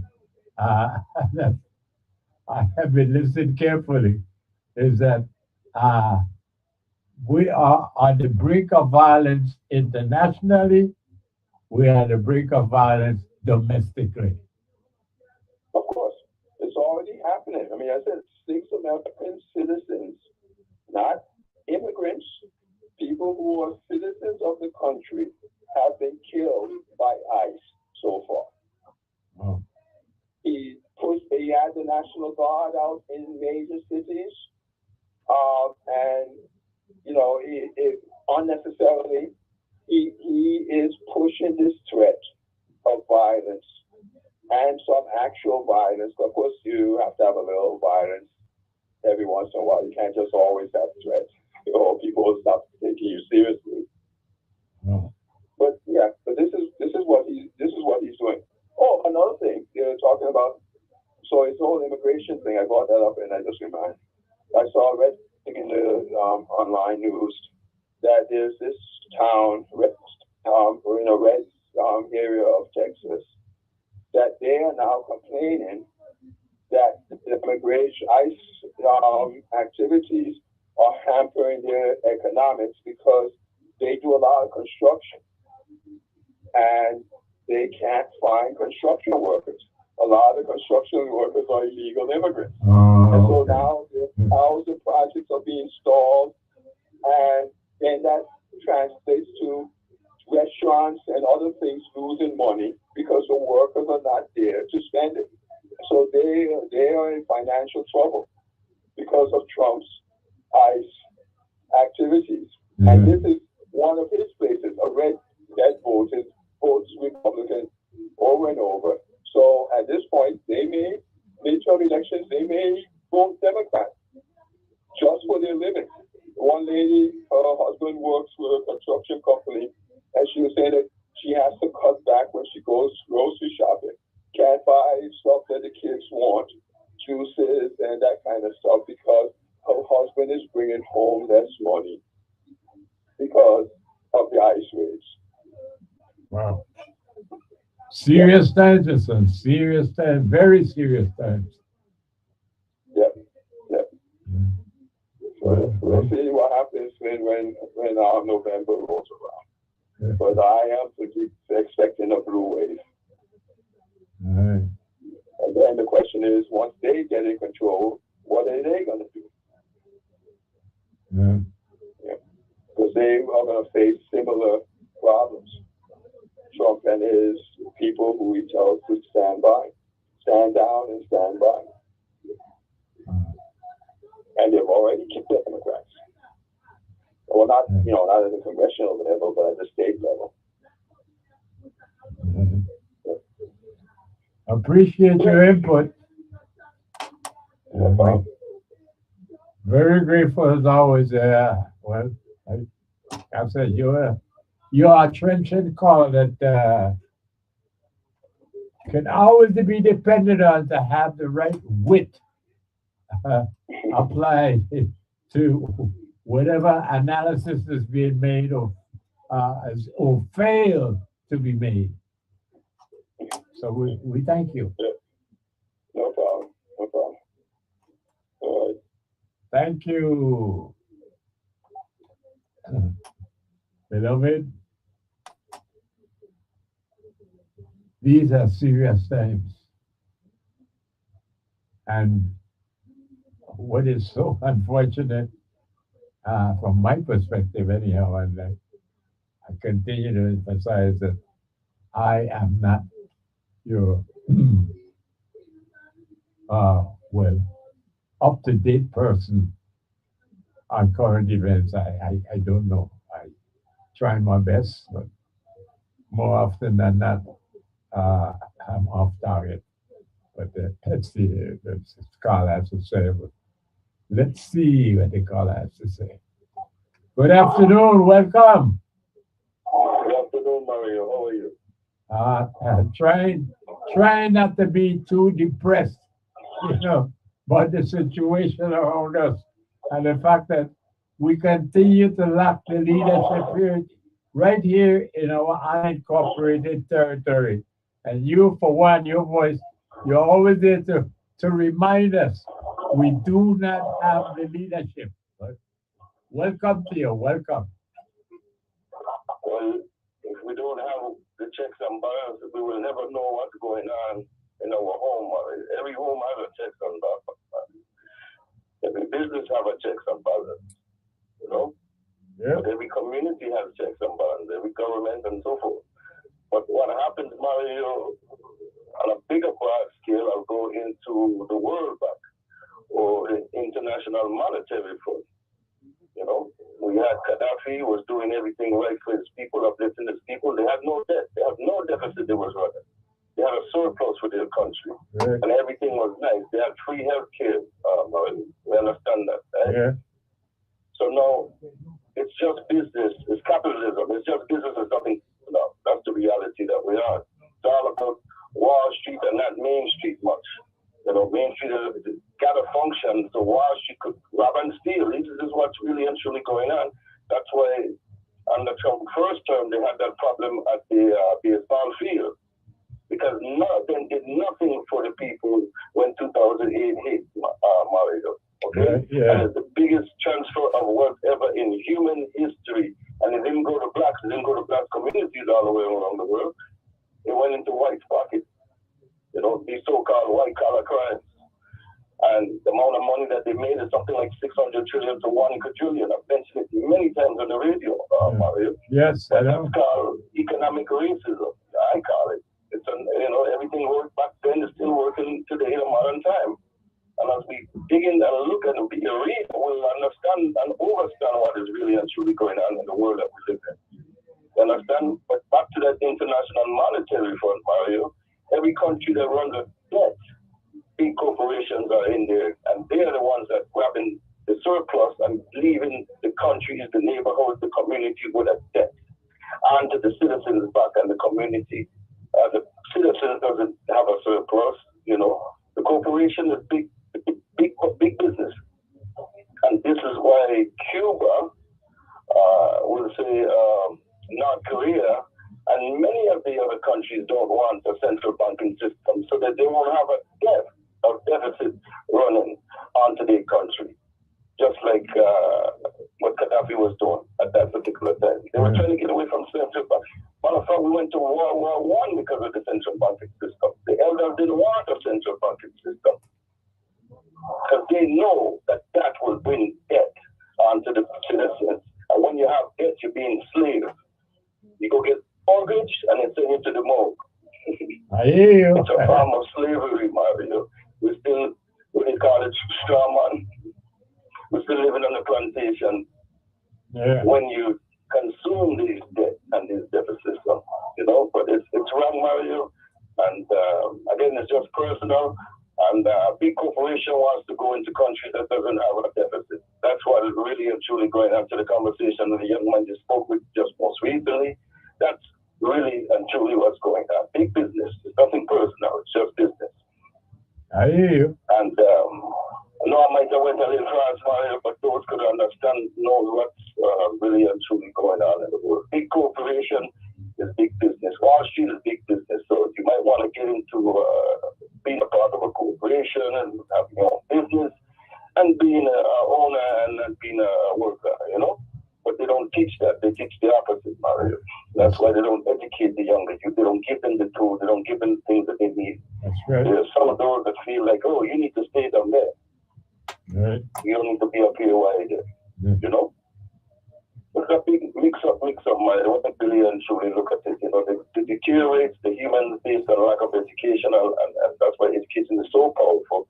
But you see, the confusion and the injustice that is not being taught to the young people. Because if you uplift and give the young people, the world would be a much better in the future, man. I hear you. And I don't understand. We get We get disciplined as child, Mario, and we know right from wrong, you know. And when we get older, our behavior gets even worse as an adult. How can you do the opposite of what you learn as a child? You know? So I will leave on this note, Mario. As you get older, you should want to know better. As you get older, you should know better. As you get older, you should know that better. And I got sure. Well said, man. All right, man. Okay, all right. But beloved, there we are. And unfortunately, people like all the good for not misleaders, they just don't comprehend the situation. No under or over standard. And beloved, well, the two main pillars in any society, and definitely for sure in our unincorporated territory, which is health and education. And beloved, you tell me, what is the state of health care in our community? You tell me, what is the state of health care? And if it was a seesaw, and the other side of the fulcrum, you got education. And despite every effort that we make, the government, and most particularly the Department of Education, they're always able to find a way to keep our people ignorant, not knowing. And well, like the last caller, we have callers that, beloved, are aware of this. What is most unfortunate is that it's like I was asked about the young lady who speaks about the prosperity. How is it? Prosperity Rum Distillery.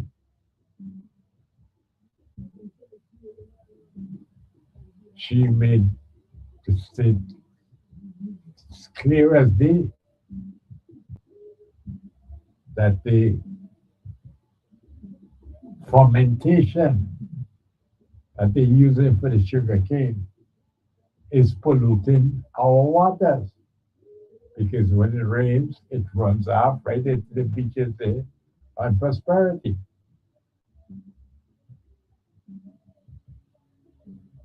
So I get asked the question, why does she run for the Senate? I said, beloved, like the others who articulate so plainly and clearly that they understand the situation, when you ask them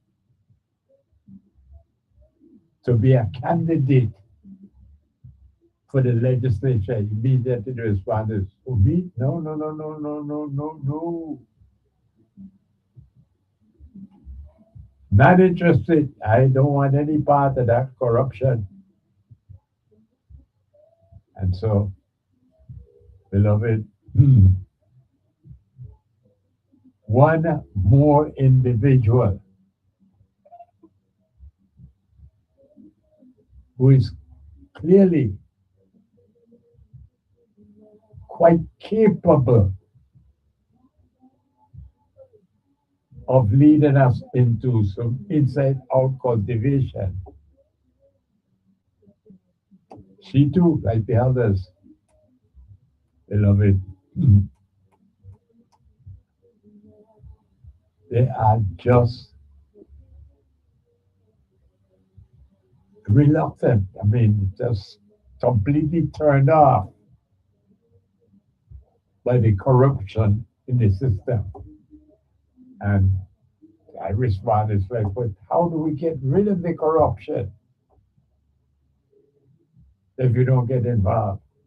No, no, no, no, no. I don't want any part of that corruption. And beloved, it's like I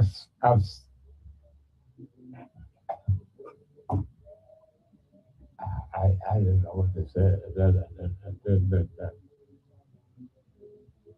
We find ourselves in a situation that it just lingers. And time again, right here on this platform, we have callers that just by the articulation, they let us realize that they are indeed capable. And it would be in our interest to have them as our representative in government. But time and time again, we get the same answer. They're not interested in the corruption. And so, how do we defeat the corruption? How do we find accountability? How is check and balance going to be a part of the system if them and those that can produce the accountability, that can produce the check and balance, if they don't want any part of it? And that's our problem, beloved. That's our problem. Made me keep hope alive. And hopefully I didn't overestimate the situation. But the fact of the matter is that, beloved, Senator Kenny Gittins did in fact clearly state that he is on board for the packaging of Amsham ice cream. And, well, simple as it might seem, beloved, that would be a major accomplishment. A major step in the direction of inside-out cultivation. And that's the only reason that I can offer as to why I'm keeping hope alive and continue to be optimistic. Well, should be cautiously optimistic, but optimistic nonetheless. Because, beloved, once we get Senator Gittins and CEO Cedric Armstrong to sit down and discuss the foundation that will bring about a solution to really what is a challenge that is, beloved, achievable. We can, in fact, find a way to package Armstrong ice cream. And again, singular and simplistic as some might think it is opening the door to inside out cultivation, which is, beloved, giving us an identity as an unincorporated territory. That yes, we do in fact produce something.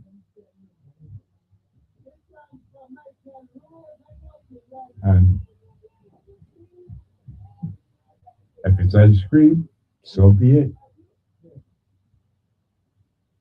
But it is inside out cultivation.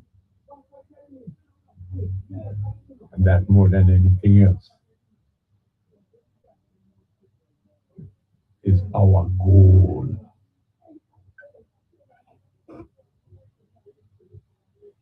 Because, beloved, I don't know how else to tell you that we do not have any programs, any policies, any plans that would allow us to have inside-out cultivation. So when one presents itself, drops in our lap then, because that's what happened with Senator Gittins proposing to honor and commend Armstrong Ice Cream. It opened the door to West. Well, all right, let us honor and commend. How about also packaging? Yes. Honor the cream, commend the cream, but package the cream, beloved. And that's what we're talking about. Because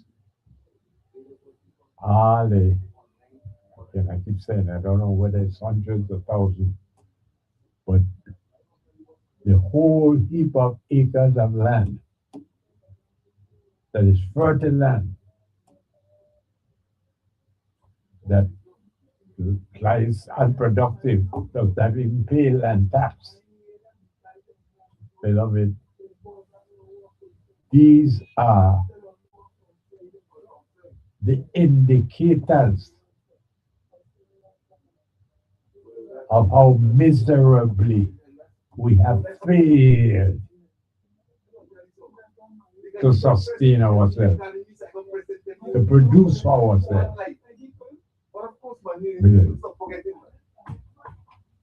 And beloved, sad but true. And so I am, for one, only too pleased to have this platform and to have,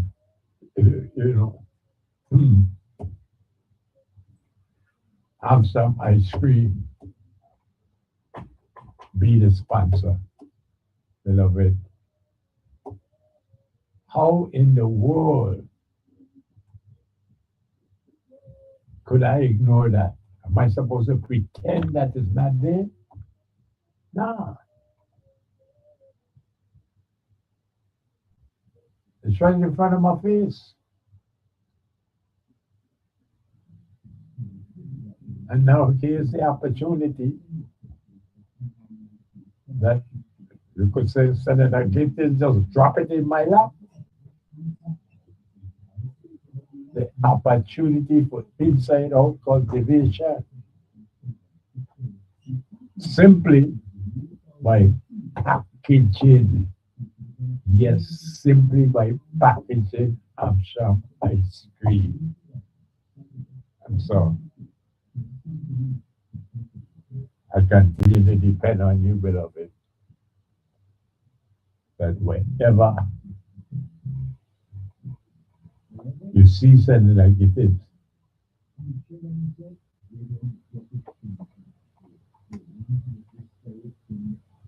after you greet him, ask the question,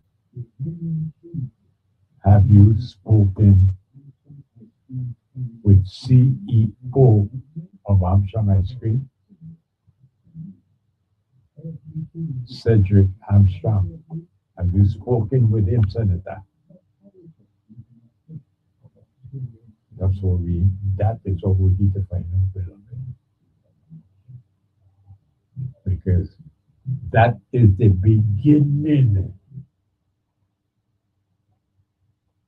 of our, well, we're younger, of our breaking our home, because we getting home all the same time. So we need to break our home by actually having some inside out cultivation. What I think. But and as Carlos made it clear, beloved, this year, 2026,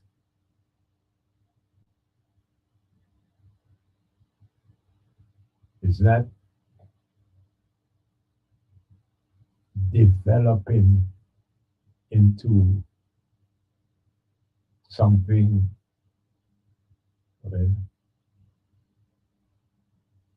with a prosperous ending? No. The closer you look at it, the more your optimism is challenged. Because it's like, Lord, how did they judge? We are ready. Have trouble just right here in our Caribbean. First in Venezuela, now Cuba.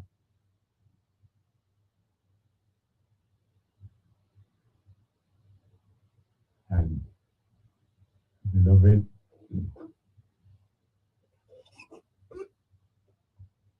it is as if we have the right, because some always the special people, and we have the right to not have to take care of ourselves. Can you imagine that? That because we are Americans in the Caribbean, we have convinced ourselves that, hey, we are better than the next person, the next territory, the next island, because we are Americans. We are US citizens. And no, we don't stop to consider the reality that it's a second-class citizen. and that we don't have the right of, well, real U.S. citizens, but we are quite satisfied and seemingly overjoyed with the second class citizenship that we do have. We're pleased with that. What I think.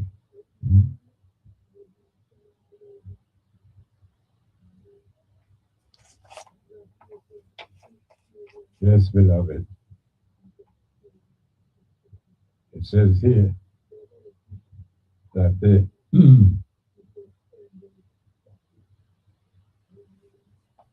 resolution that had me on this particular point of view is a resolution that was proposed by Senator Gittins. As I say, it is to honor and commend the Armstrong family, and I'm over and over and over, like a broken record,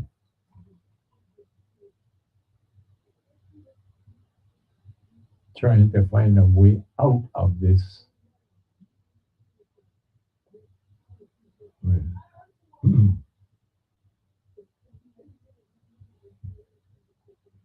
Trying to find our way out of this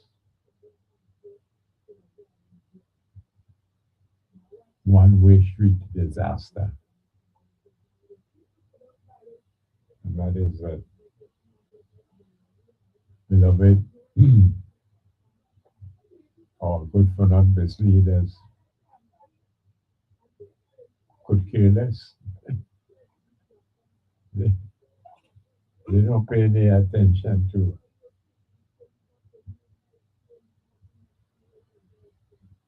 our concerns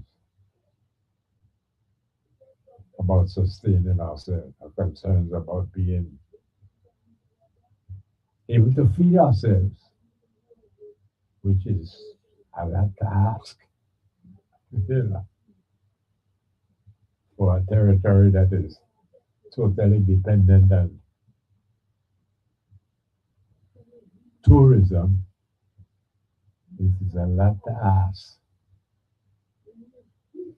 for us to get to the point that we can actually feed ourselves. Not in my lifetime, beloved, not in my lifetime. And that is what threatens to discourage me, but I will not be discouraged. Plain and simple. It's not that what we say we got it. Forward ever, backward never. Yes, that's the passion that we have, even though it is not replicated by the people we elect to represent us in government. And so here we are.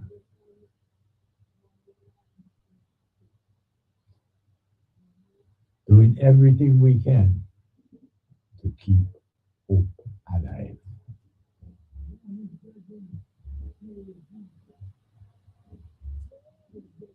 Beloved, Armstrong ice cream is not food, but it can provide. That's what we mean by inside out cultivation. And so that whatever we produce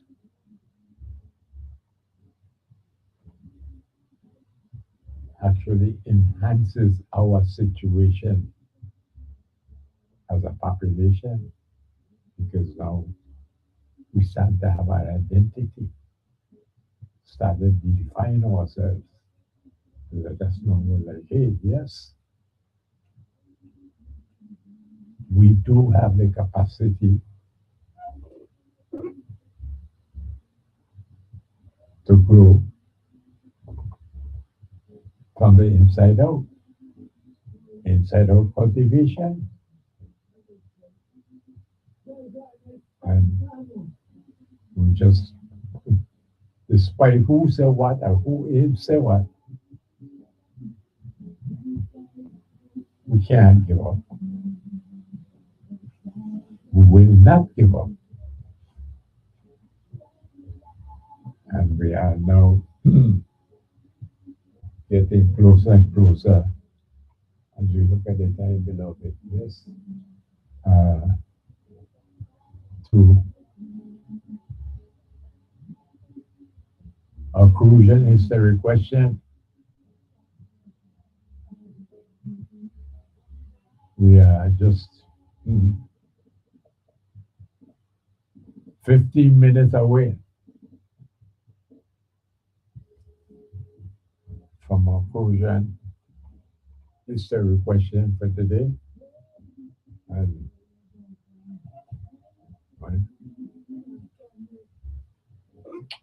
beloved,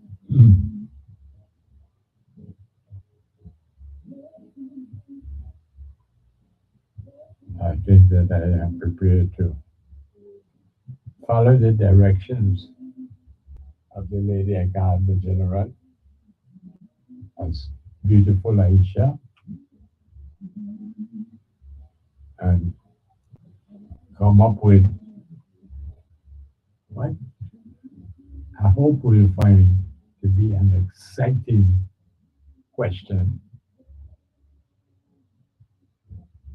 one that we should know the answer to it, because that is the purpose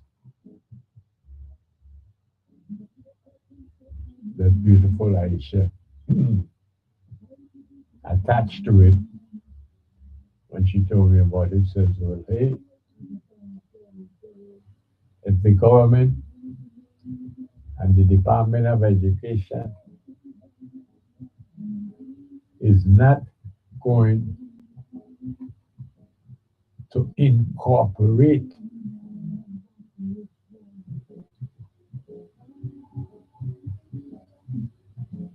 and implement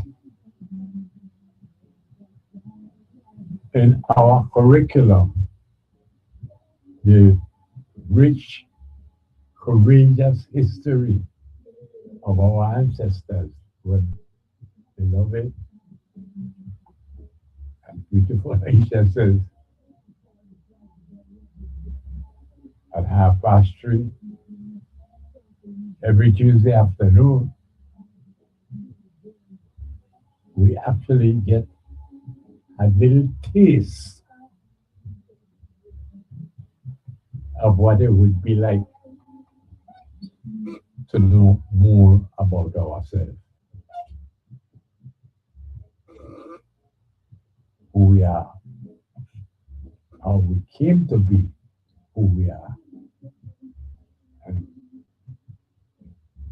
that is what I am looking forward to, beloved, as we approach the crucial history question time, which is 3:30.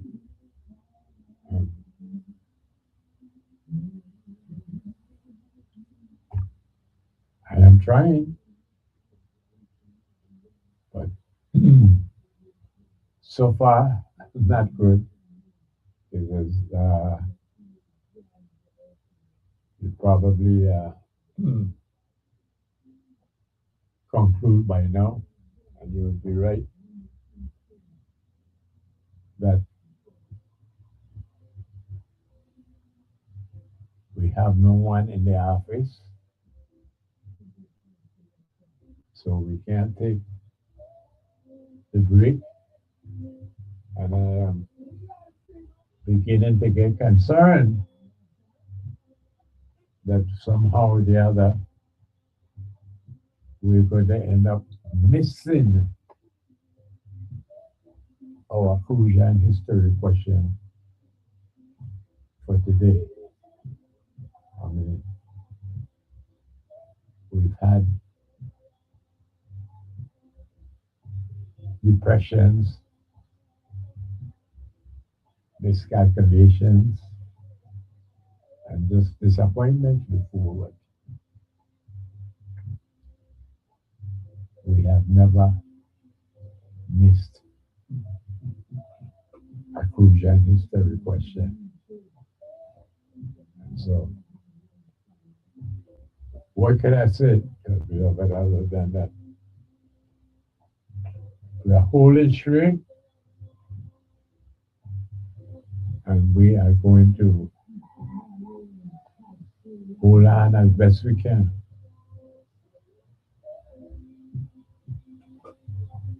Because, well,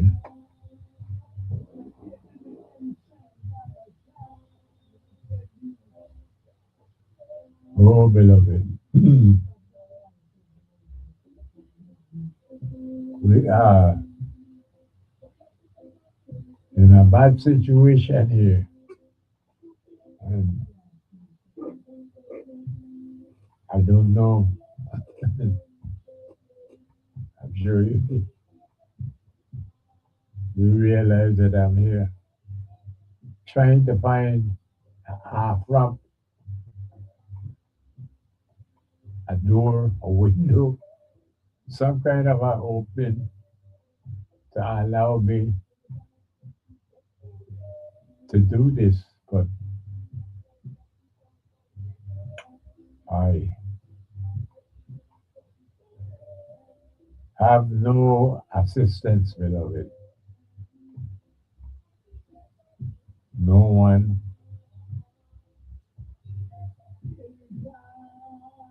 to help us do uh, the 3:30 crucial history question is, well, hard to believe, but just a few minutes away. And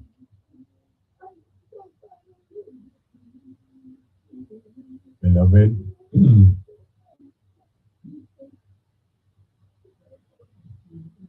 it is indeed the truth that no one is in the office, and I am, well, simply am unable to perform what I should at this time, and don't know what to do about it. As I've been here, just holding on, not knowing what to do. Uh, but beloved,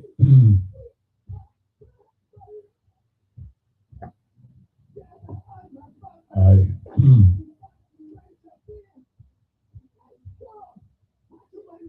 I wish I had something that I could say to save the day. But it is even beyond my imagination that we will get to this point here where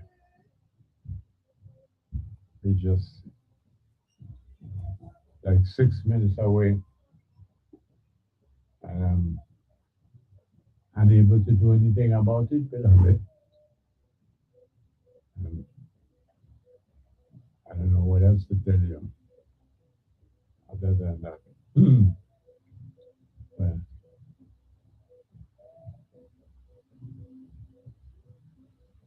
ooh. see.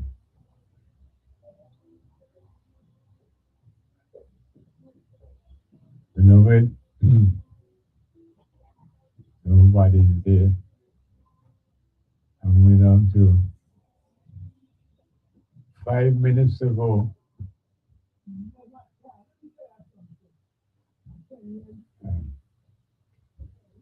I don't know.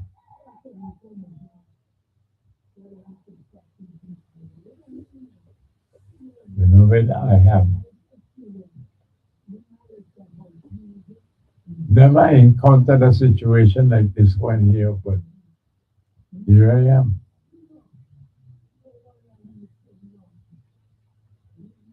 Without the technicians, without the office, I am unable to do anything other than try to keep dead ear from taking over. But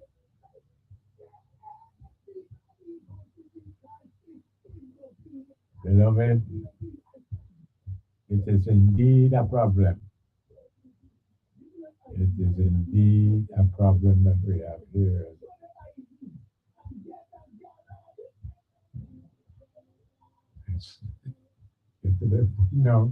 It's really embarrassing that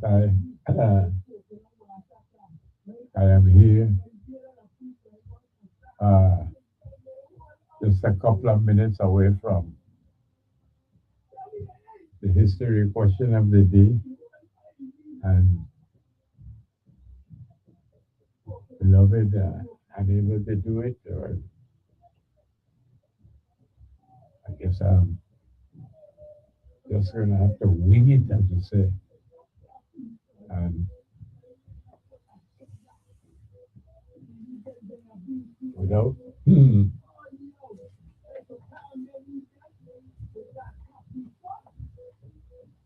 yeah, without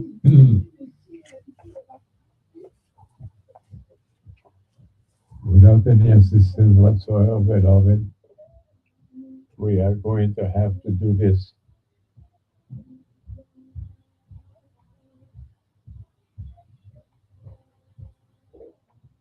Just like this. So, okay, beloved, we're going to wing it. We are going to wing it. I mean that despite the lack of assistance, we still have the phone. And so, beloved, how would you say? If you are ready, I have to be ready. And so, we are now going into having our Crucian history question for today, because the time is upon us. And so, do you think, Mario, and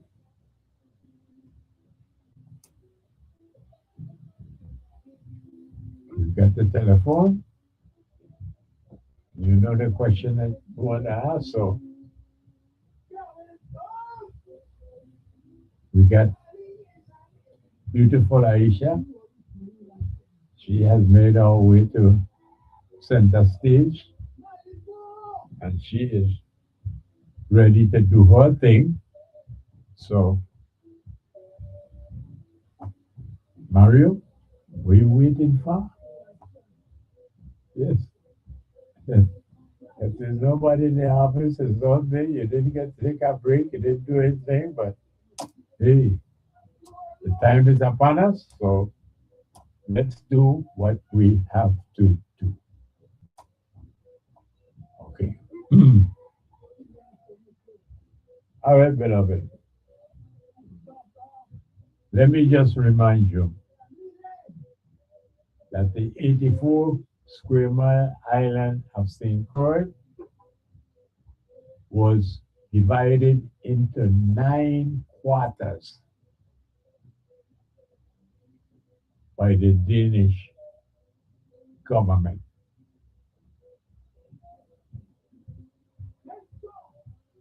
Now, those 9 quarters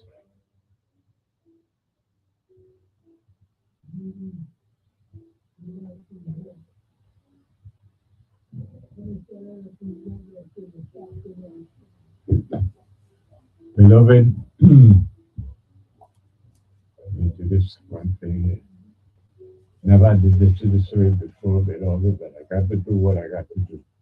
Okay, like I said, St. Croix is divided into 9 quarters by the Danish government. Now, there are some estates that we could take the break and do what we have to do, beloved. So, liquor cream, because Hampton ice cream is just so good for your soul.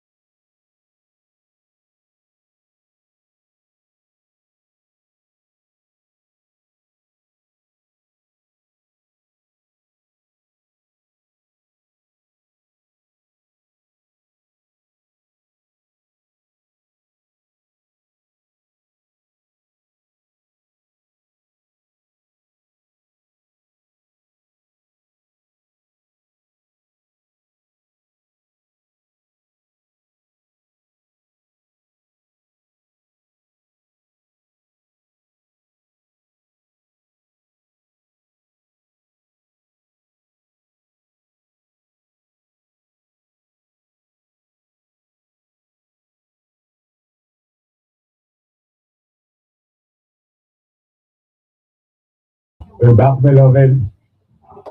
And yes, this is a crucial and hysterical question for today. As we were saying, we have 9 quarters dividing the 84 square miles of St. Croix. And we have over 250 estates sharing these 9 quarters. So that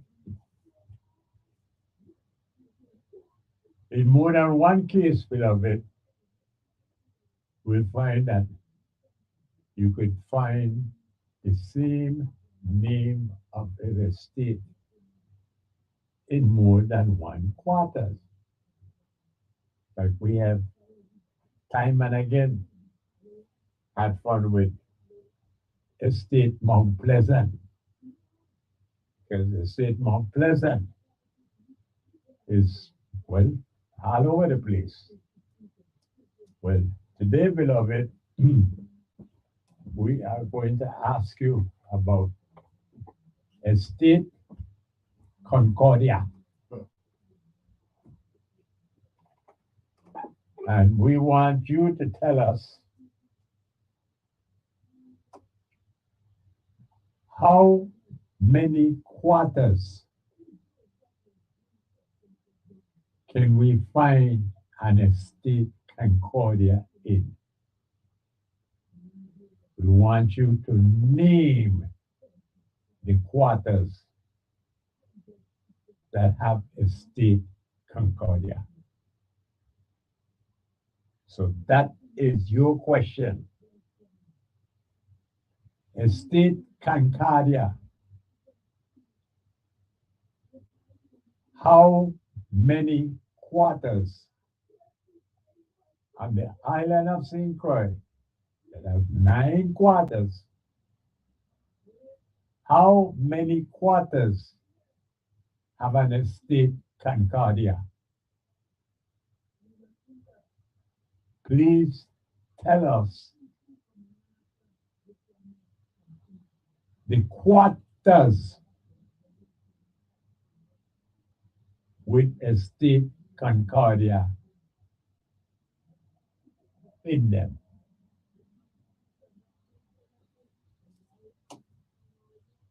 Help me out now. Estate Concordia, beloved. How many quarters? We have 9 quarters. How many of those 9 quarters hold an Estate Concordia?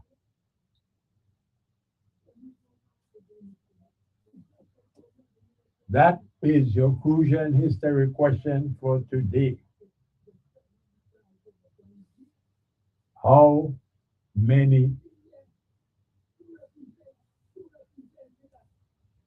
of the 9 quarters on St. Croix have an Estate Concordia in them?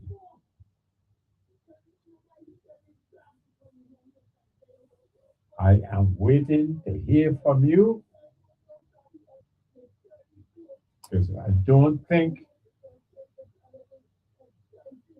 I will stump you on this one here. Estate Concordia, beloved, tell us which quarters, which of the 9 quarters have an Estate Concordia in it.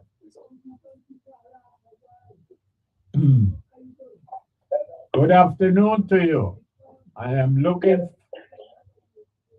Yeah, good afternoon, Mario. Good afternoon. Estate Concordia.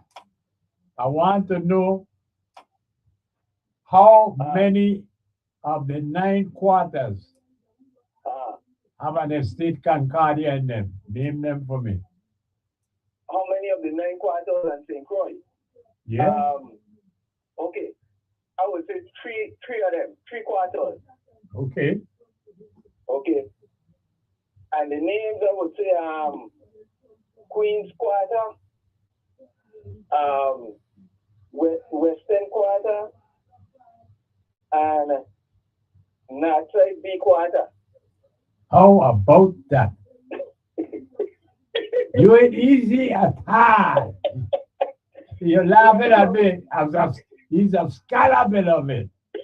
He is a scholar, but he's absolutely correct. Absolutely correct. You I know. was thinking the quarters of a weak spot, but I got to break this thing. Yes. You got it. You got it right on the nose, son.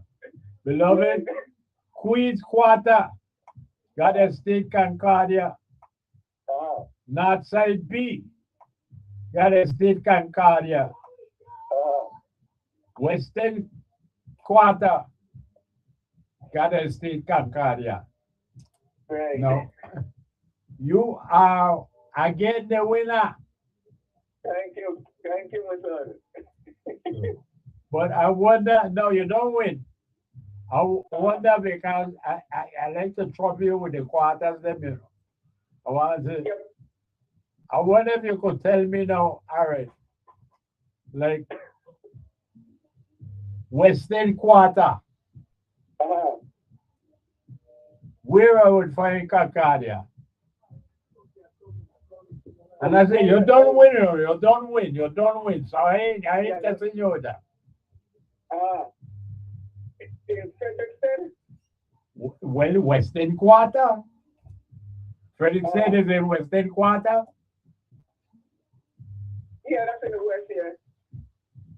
I asking you if you know where in Western Quarter we could find Concordia. No, that's a tough one. Okay. What about North Side B? You know where to find Concordia? No, not really. How about Queen's Quarter? You know where to find Concordia? No, but no, there's a Queen Street though. Queen Street in Christiansen, Queen Street in Frederickson. Right. But we talk about the quarters, not the street. Oh, that's what we expect, man. I know, that's why I asked you. All right. Well, give us, you know, you gotta give the full name. What is your name, sir? Yeah, my name is Derek Hendricks. You're joking. You Derek Hendricks? Yep. I never heard that name before. Once or twice before, yeah. I never heard that name before. Well, well, Mr. Hendricks, do you have anybody else in Croy that you want to enjoy that ice cream? Yeah, I'll give it to Pikey Copeman. Pikey Copeman. Yeah, Pikey. Yeah. All right, then, no. Yeah, All I'm right. in touch with him. No, what do you call it? For your sake and all the beloved audience, let me try and help you out here now. Okay. All right? All right, that's it. Listen good. The Okay. Western Quarter. You ever heard of a place called Alexander Henderson Lumberyard? Yeah, I've heard that name before, yes. It used to be Alexander Henderson Elementary School. Well, across the road Okay. is Estate Concordia. Oh, I see. Across the road from the school is Estate Concordia. Now then, North Side B. Right. North Side B is if you're on, what would you say? If you're on South River, you know, and you just don't go up the hill to Clearmount, you will run right in to Estate Concordia. Okay. I think I was there before, you know. Okay. Right. Now, here is the third one. Queen's Quarter. You want to guess? No, I know I'll get the chance, so you can go ahead. Well, I want to embarrass you because you are always embarrassing me. No, man. You see, laughing now.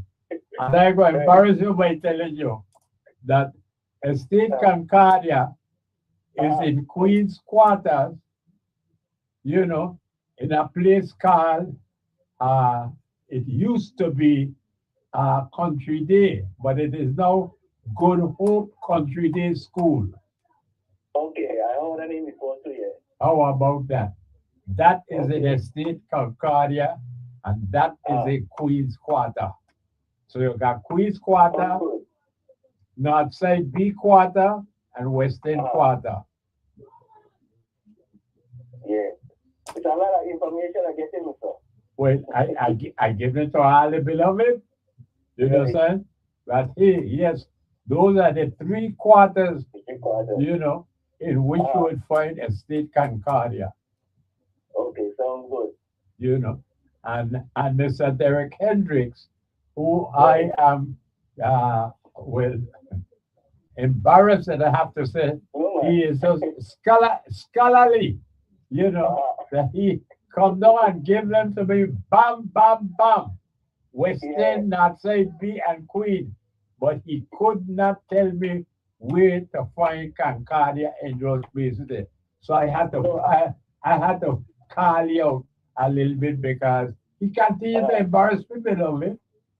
Yeah, I was lucky this summer because the last few times you asked about quarters, I was way off. I mean, way off. So I got lucky this time. You get lucky, that's what you call it, eh? Right. All right, man, you see it. But all joke aside, Derek Hendricks, you are a scholar. You know, you attributed it to luck and whatever you are, but all I could say to you is like, hey, my son, it is scholarly, and the Commissioner of Education, the Board of Education, the Governor of the Virgin, all of them should pay attention to this. He is a Crucian, you know, living in the States, you understand? And he know more about, well, I was going to say the Virgin Islands, about this St. Croix that we deal with. He knows more about St. Croix than all I put together. I say so. I say so. You know, congratulations to you, Derek. Congratulations, man. I'll joke aside, I'm proud of you, and this is scholarly that you could do this. Thank you, brother, and thanks again for the information and enlightenment. All right. All the best. Take care. And Pikey got licky cream. Okay, good. Great. All right, brother. Right. Okay. Yes, sir. Yes, beloved. How about that? You know, Derek Hendricks is killing it, beloved. No joke. He is killing it. You know.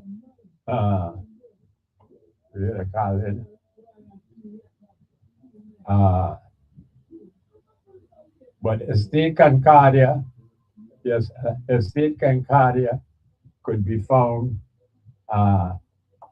in those 3 quarters: Western Quarter, Queen's Quarter, and North Side B Quarter. You know, so I don't know what to tell you, but Derek is trying to be modest, you know, saying that it was just luck because he wasn't doing too good with quarters before. But Lord Harry, the judgment. Derek, I don't know how he does it, son, but you got a lot of books, you got a lot of maps or something, I don't know, you know, but he is worthy of our admiration because Derek is definitely doing it to the son. And Pikey, what kind of cream you want to get, Pikey? I don't know. But I remember sometime I go,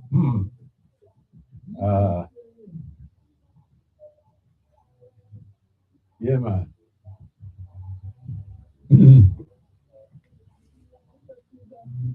Yeah, that's why I remember, yes. Pikey like pumpkin. But I don't know. We ain't got power. Well, I ain't gonna say that.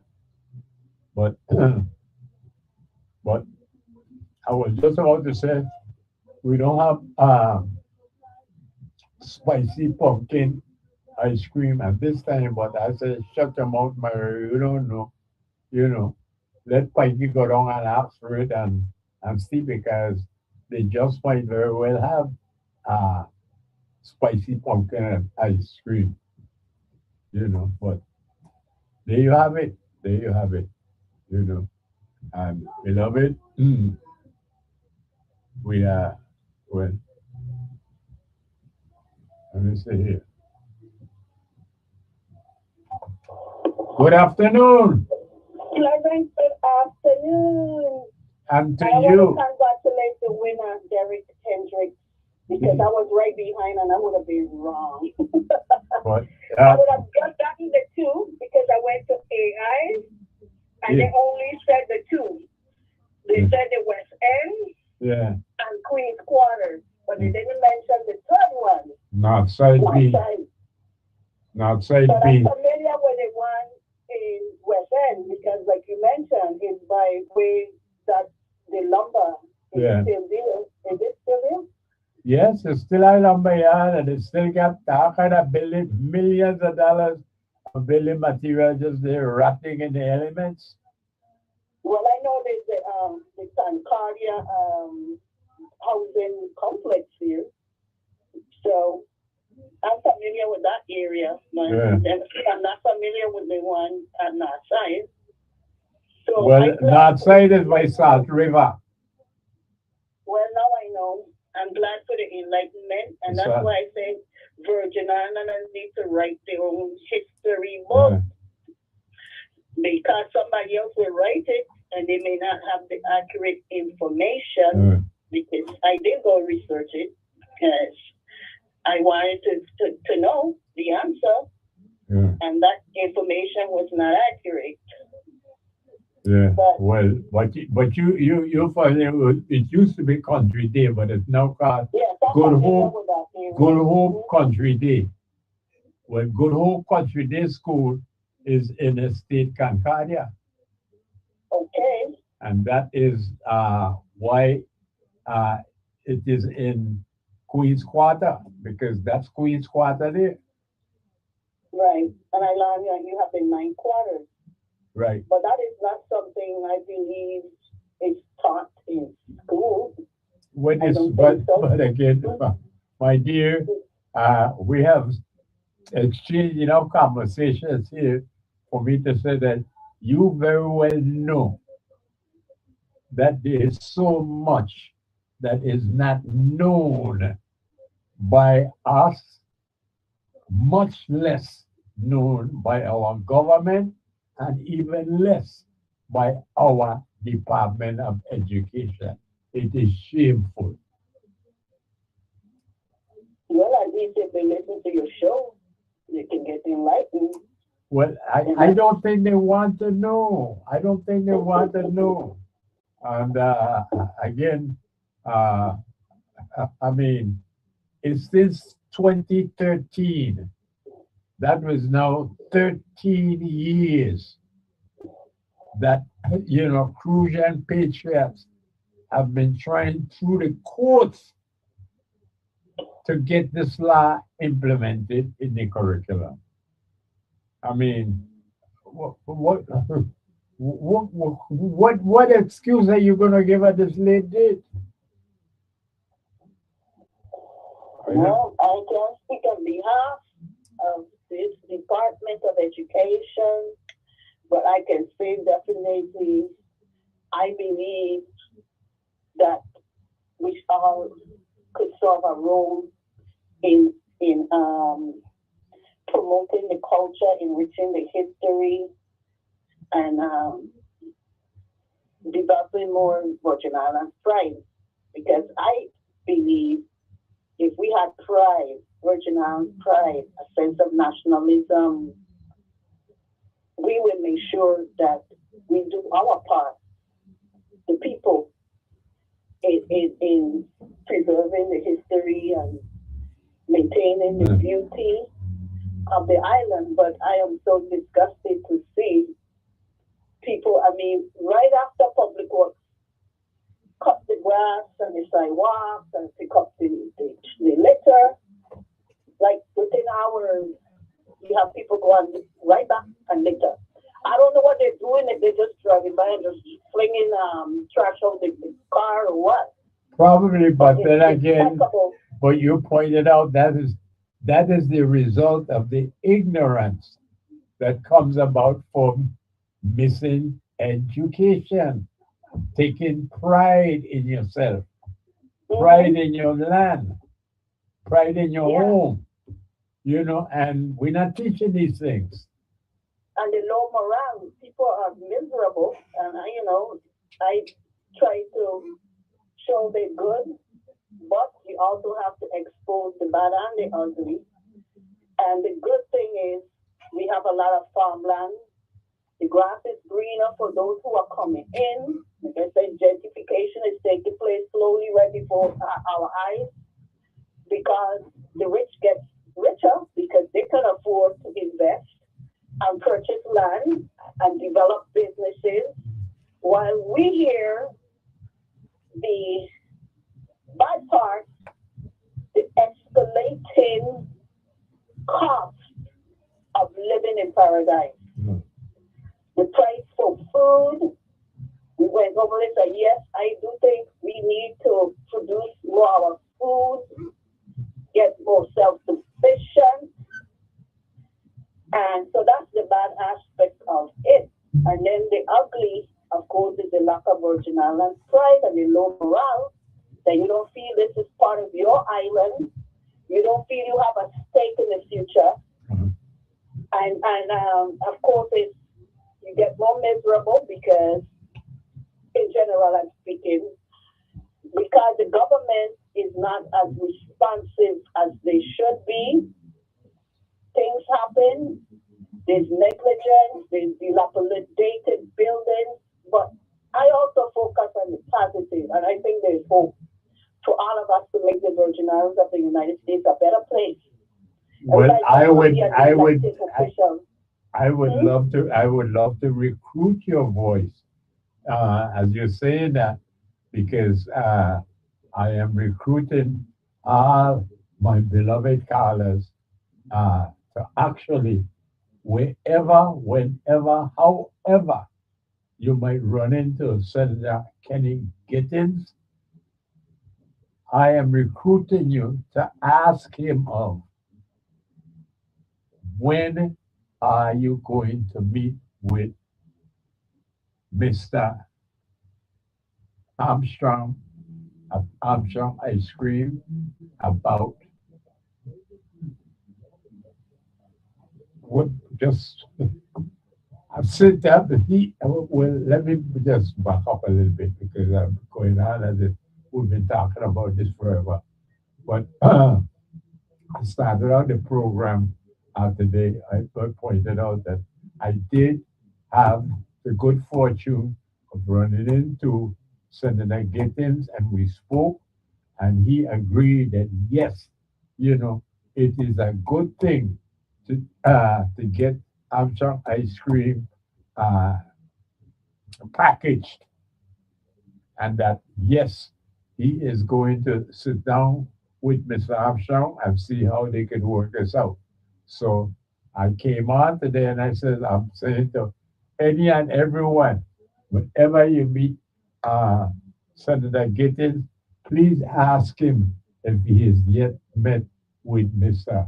Armstrong about packaging his ice cream, because I think that would be a big step forward in the inside out cultivation if we are able to get Armstrong ice cream packaged. We will start right here on St. Croix, wherever ice cream is sold, uh, Armstrong ice cream would be. Then we could make it to St. Thomas and St. John. And from there, the whole world is ours. Well, like you say, it's just in keeping with the theme inside out cultivation, and that's using our own product. And using again us straight to agriculture because the fruits, the mangoes, those are grown locally, Yeah, guavas, coconut. So everything. I do think that could become a very important aspect of agriculture, producing our own and exporting. Well, there you are. And I'm saying to you that, I spoke with Senator Gittins. He is on board.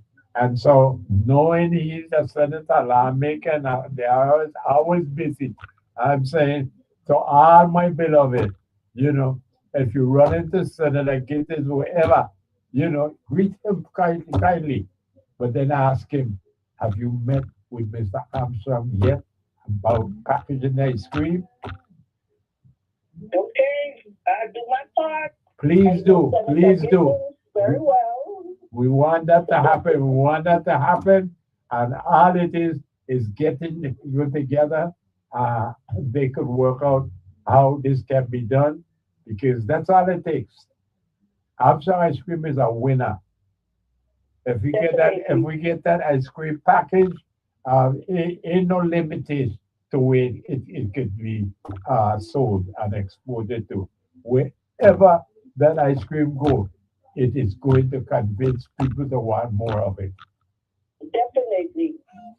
So thanks again for the time, and you keep on doing what you're doing, educating, enlightening, and inspiring minds. Thank you. Thank you. Thank you. Alrighty. Good afternoon. Good afternoon. Yeah, yeah. Um, well, I forgot the first thing I wanted to talk about. But the second thing is why you use the school and the lumber yard as a place to identify Concordia when isn't the right across the street from Armstrong Ice Cream Concordia? Uh, If you yeah, cross the Queen Mary, you're in Concordia. yes, Yeah, so I was like, why did one Marion use that as an identifier during the Armstrong Ice Cream crucian sponsors?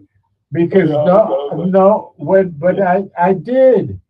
You see, I said it's Western Quarter. right, What quarters you right, find what, it in? And, you right. know, Uh, and I yeah, you're right. Then identify you start using a landmark, you use the school.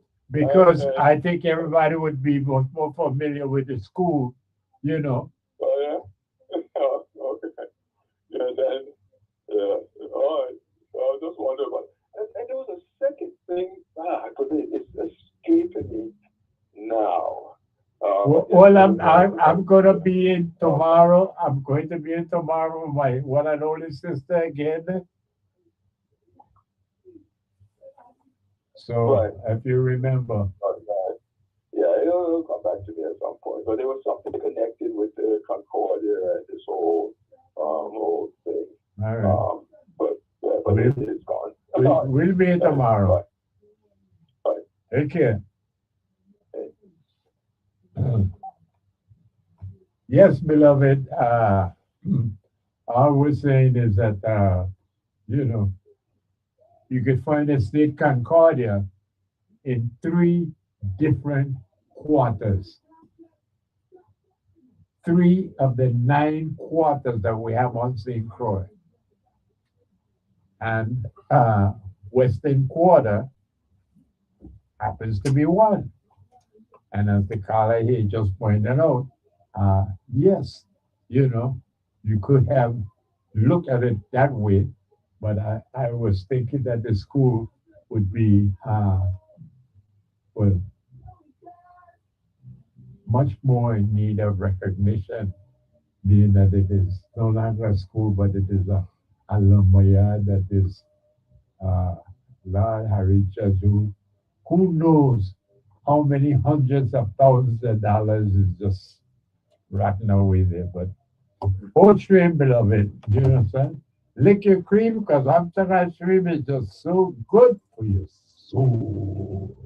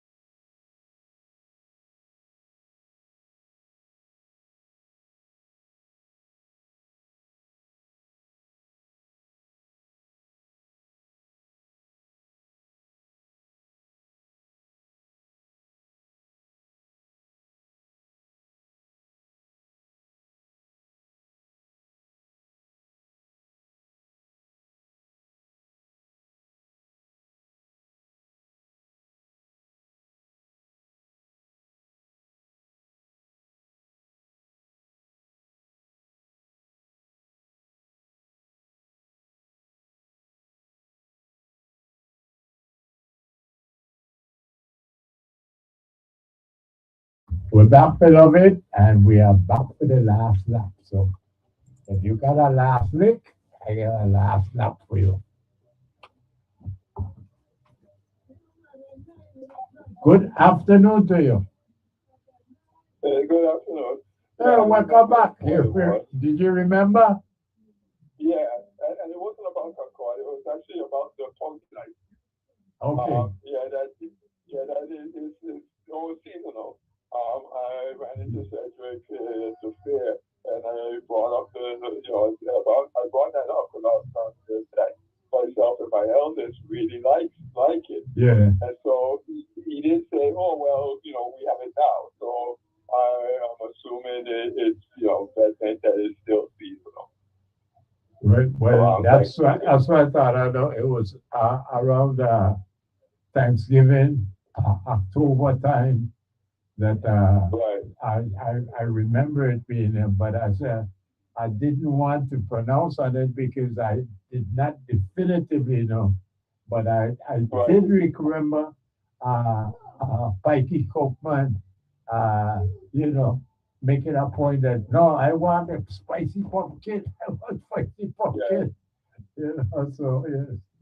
All right. But I'm not sure why it's seasonal.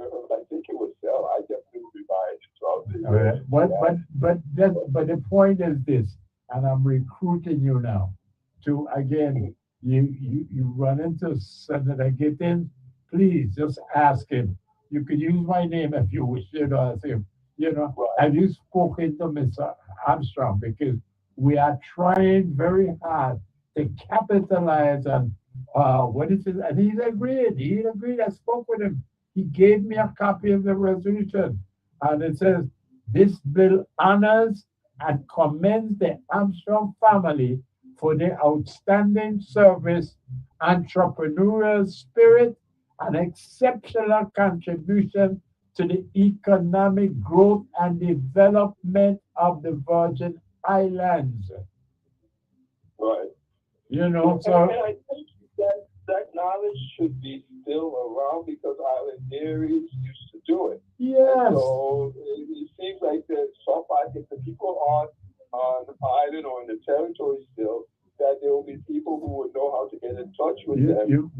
you're thinking the way I was. I was, so it's like, hey, I don't want to get ahead of anybody, but it's like, hey, I think we all know that the world, an island dairies, and they packaged a lot of things that was either just cold or frozen, Right. And so, I mean, I don't think it's supposed to be any big challenge if we want to do this, which everybody has spoken to says, man, Mario, that thing would sell. Okay, will you carry after ice cream? Now would sell. I says, Yeah. well, let us begin to form an identity for ourselves around Amsham ice cream. All we need is to have it packaged. And then we're going to take over St. Croix, wherever all of these gas stations, the supermarket, everybody in St. Croix, yes. Then we could move to St. Thomas and St. John. And from there, I'm not going to say, but the sky's the limit. If we can't get this done, the question is, what can we do? Thank you. Thank you. Thank you. Thank you. Because it will sell. I think has carried some over before to St. Thomas. I don't remember what it was for. It was Carnival or something. I'm sure it's sold out. It's just a winner. It's just a winner. Wasn't selling. It was because of the liabilities of the cows that they had a problem with, which Armstrong does not have that issue. Right. So this should be a no-brainer and should be something that, I said, at the very least, do for our children to show that we can do something like this. Thank you. Thank you. I'm saying, it's nobody more articulable than this gentleman right here, sir. He can wit and he can wit and he knows how to express it. He knows how to express it. I grew up on Armstrong. My children grew up on Armstrong. If I have grandchildren, I'm pretty sure they'll grow up on Armstrong. There you go. And so why in the world, why in the world in the Armstrong third generation is about time they can become millionaires now. They have worked for it. Definitely. Yeah. I knew his parents and stuff, and nice people. Yes. And definitely deserve his family.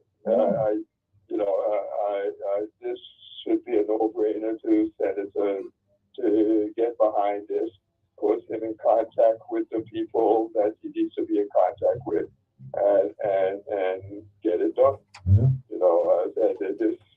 If we can't do this, I question what can we do. Indeed. Well said, sir. Thank you very much. No problem. All right. Good afternoon. Yes, good afternoon, Baba. It's me again. One more time. Take your time, my dear. We're there for you. So simply put your last lick in the last lap. Yes, and I will. So I just heard you speaking about if we see Senator Kenny Gittins Yes, to spread the word and ask him the question, yes, have you talked to Mr. Armstrong yet? And Yes. believe me, I will do that. You know why? Because so much things has passed through the Virgin Islands, like you said, Island Dairy, Right. Brown Soda. We had a lot of stuff where we should have done had packaging from land, just like Right. the other right, right. Caribbean islands. So hopefully this year is something that we should really look into. Okay, because we got rum and we tired of that. We want to look better than that. We don't Thank want you. to look I know you old. consider the rum with that. They did that. You know, yes, I We know don't- they we don't got want to cruiser be known rum. for that. I know they got Yeah, the we don't want to captain be known for thing. that. Yeah, no, I ain't know that. I like the ice cream. I'm sure ice cream. Yes, That's me my too. thing. I agree with you. And the reason why I'm calling and I'm going to talk a little bit quicker because I'm sure time is flying. So I have met Kenny Gittins a time and I brought something to his attention about Williams Delight community. So when I met him, he told him, why haven't they just let us rent a home? Those who paying rent and been paying rent, you could probably credit those that have been living in here for so long paying rent. Mhm. And for those who want to buy their home, why doesn't the rent go towards owning the home? Right, right. And he told me, that's a great idea. Wow. Who have you spoken to about that? I told him, well, I spoken to a couple of senators about it. I was even in the legislature at time, speaking on the mic to Maurice James. And I guess that's why she thought, she can help us by asking the governor for some of that ARPA money to help give some of us grants in Williams Delight to make the homes then lesser. But still, you're sending people to go to the bank. So you're still putting people in hardship. Yeah. So my thing was, if you're paying rent, let the rent go towards the Right, home. right, Since right. the light has been up. Right. Boom, boom, boom. Let me show you another thing real quick. There is a man, an elder named Aubrey Andrews. He was a dentist and a legislature leader from St. Thomas. His son and I went to school together in Puerto Rico. Okay. And when you read this man's history, they only gave this man an enshrine recognition. And then they gave the guy Pumpa a key to the territory, and they're thinking about naming a road after him. I don't understand who came up with that, but I felt like it should have been Aubrey Andrews got the key to the territory and a street name. And again, not to interrupt you, but just to add to what you say, he was the second president of the Virgin Islands legislature. Yes, thank you. So the man have history.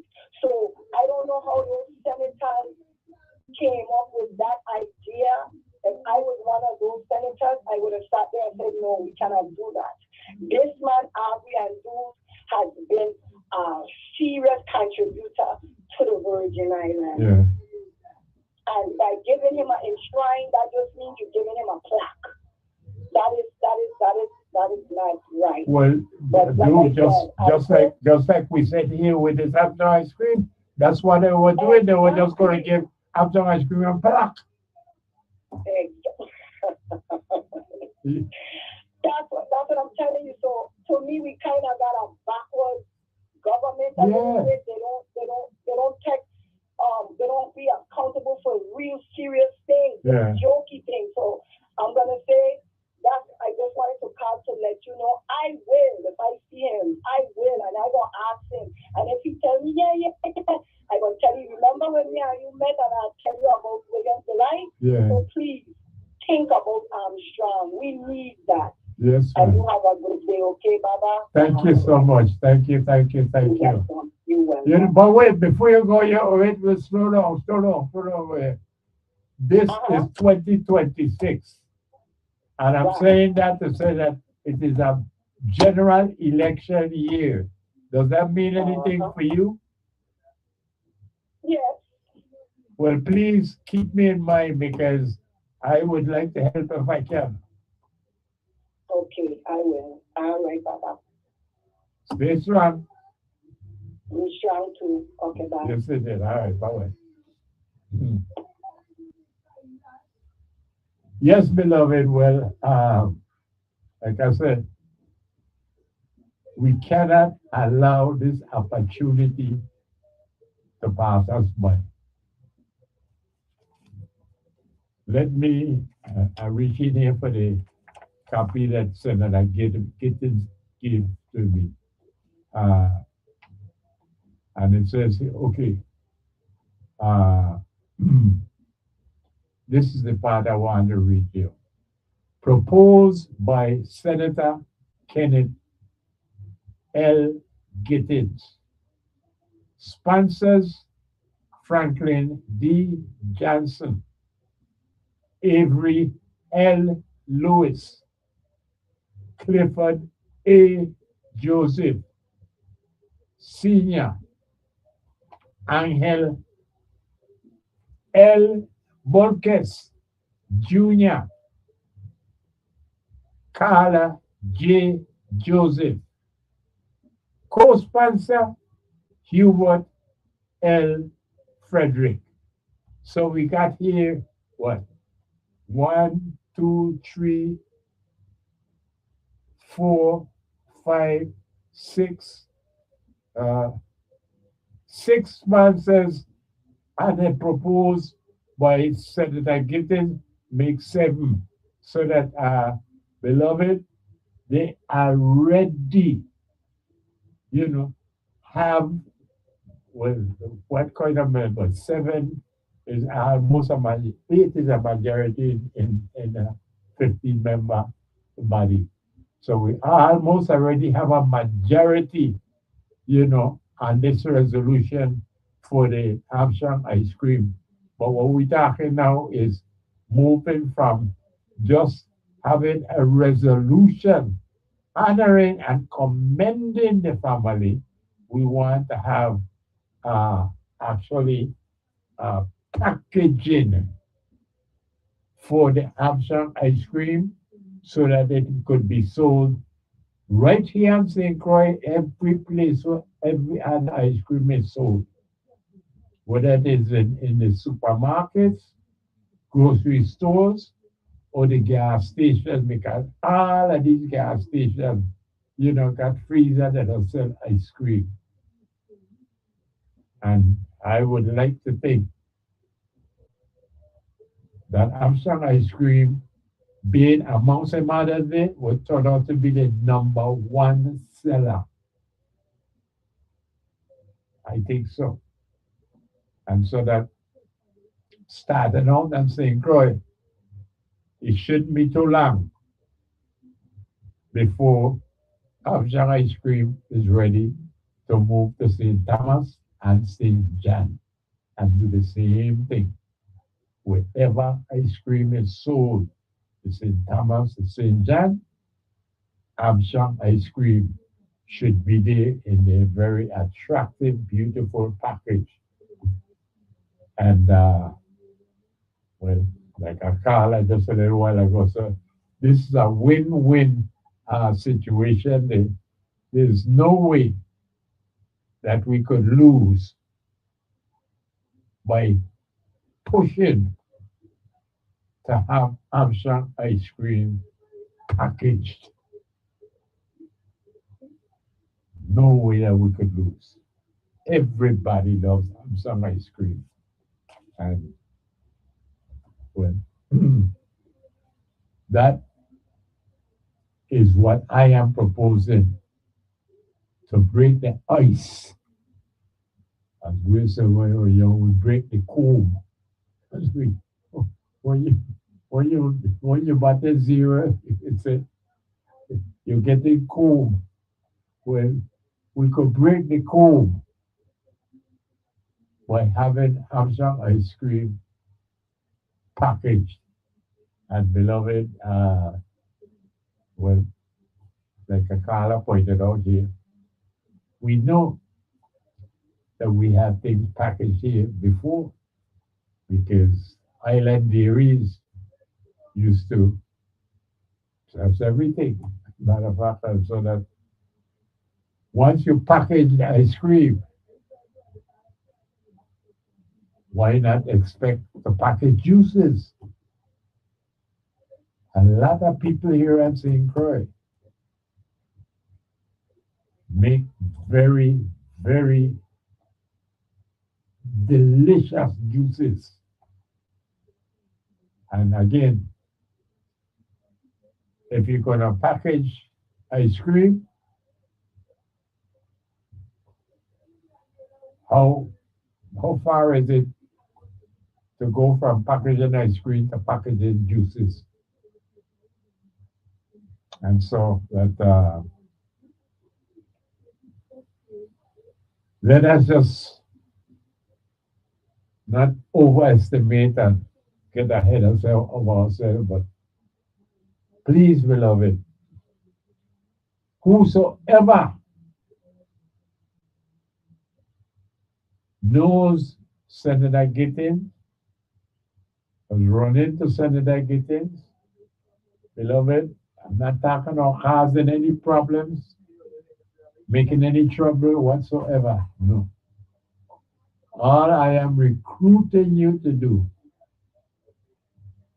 is when you see Senator Gittins and you greet him, you then ask him, Senator, have you spoken with Mr. Cedric Armstrong for Armstrong Ice Cream yet? Because I am in favor of us packaging Armstrong ice cream. And that's our beloved. So that Senator Gittins get to realize that, yes, there is much support for this idea, and people would very, very, very much want to see Armstrong ice cream packaged and sold. Well, right here at St. Croix, wherever ice cream is sold, Armstrong ice cream should be right in the middle of it. And then we move to St. Thomas and St. John. And once we get the whole Virgin Islands covered, St. Croix, St. Thomas, or St. John, well, you tell me. Because, beloved, wherever you take Armstrong ice cream, it is going to be a winner. Wherever you take it. And why should we write that out? Why should we write it all the way? And all it takes is for the sponsor, Senator Gittins, and the manufacturer, the CEO, Cedric Armstrong, sitting down, and between the two of them, work out the most effective way to package Armstrong ice cream. And just like we say win-win, matter of fact, I could even say to Senator Gittins, Senator Gittins, if you get behind this and push this 100%, hey, you would never have to run for re-election again. People will write you in for senator just because I have some ice cream. But yeah, I'm making joke. But seriously, it would make Senator Kenny Gittins' career as a senator. It would make him if he get behind this and push for Armstrong ice cream to get packaged and really an attractive package, man. Something, classy that we'd be proud of, not thrown together tasty kind of package, something attractive that would catch your eye and actually would stand out when with the other ice creams would stand out so that no, that's the Crucian ice cream right there. That's the see them colors, need to be something uh, attractive, you know, and can't lose, beloved. That's the point. Can't lose with Amsterdam ice cream being packaged. I don't think you will find any opposition to that idea here. I'm saying for everybody would be for it, and so well, that's what I'm doing, trying to recruit my beloved audience to actually remind Senator Gittins that we need for him to sit down with the CEO of Amsterdam Ice Cream, Mr. Cedric Armstrong. And it's a win-win. Can't lose, beloved. Cannot lose. And so we finished where we started with the Amsterdam ice cream and the need to have it packaged so it can be sold everywhere ice cream is sold. And with that, we say, lick your cream, because Amsterdam ice cream is just so good for your soul. Beloved, more than anything else, we need to clearly and fully understand that it don't matter how big a basket it can possibly fill up. One, we can pull it up just as long as we do it together.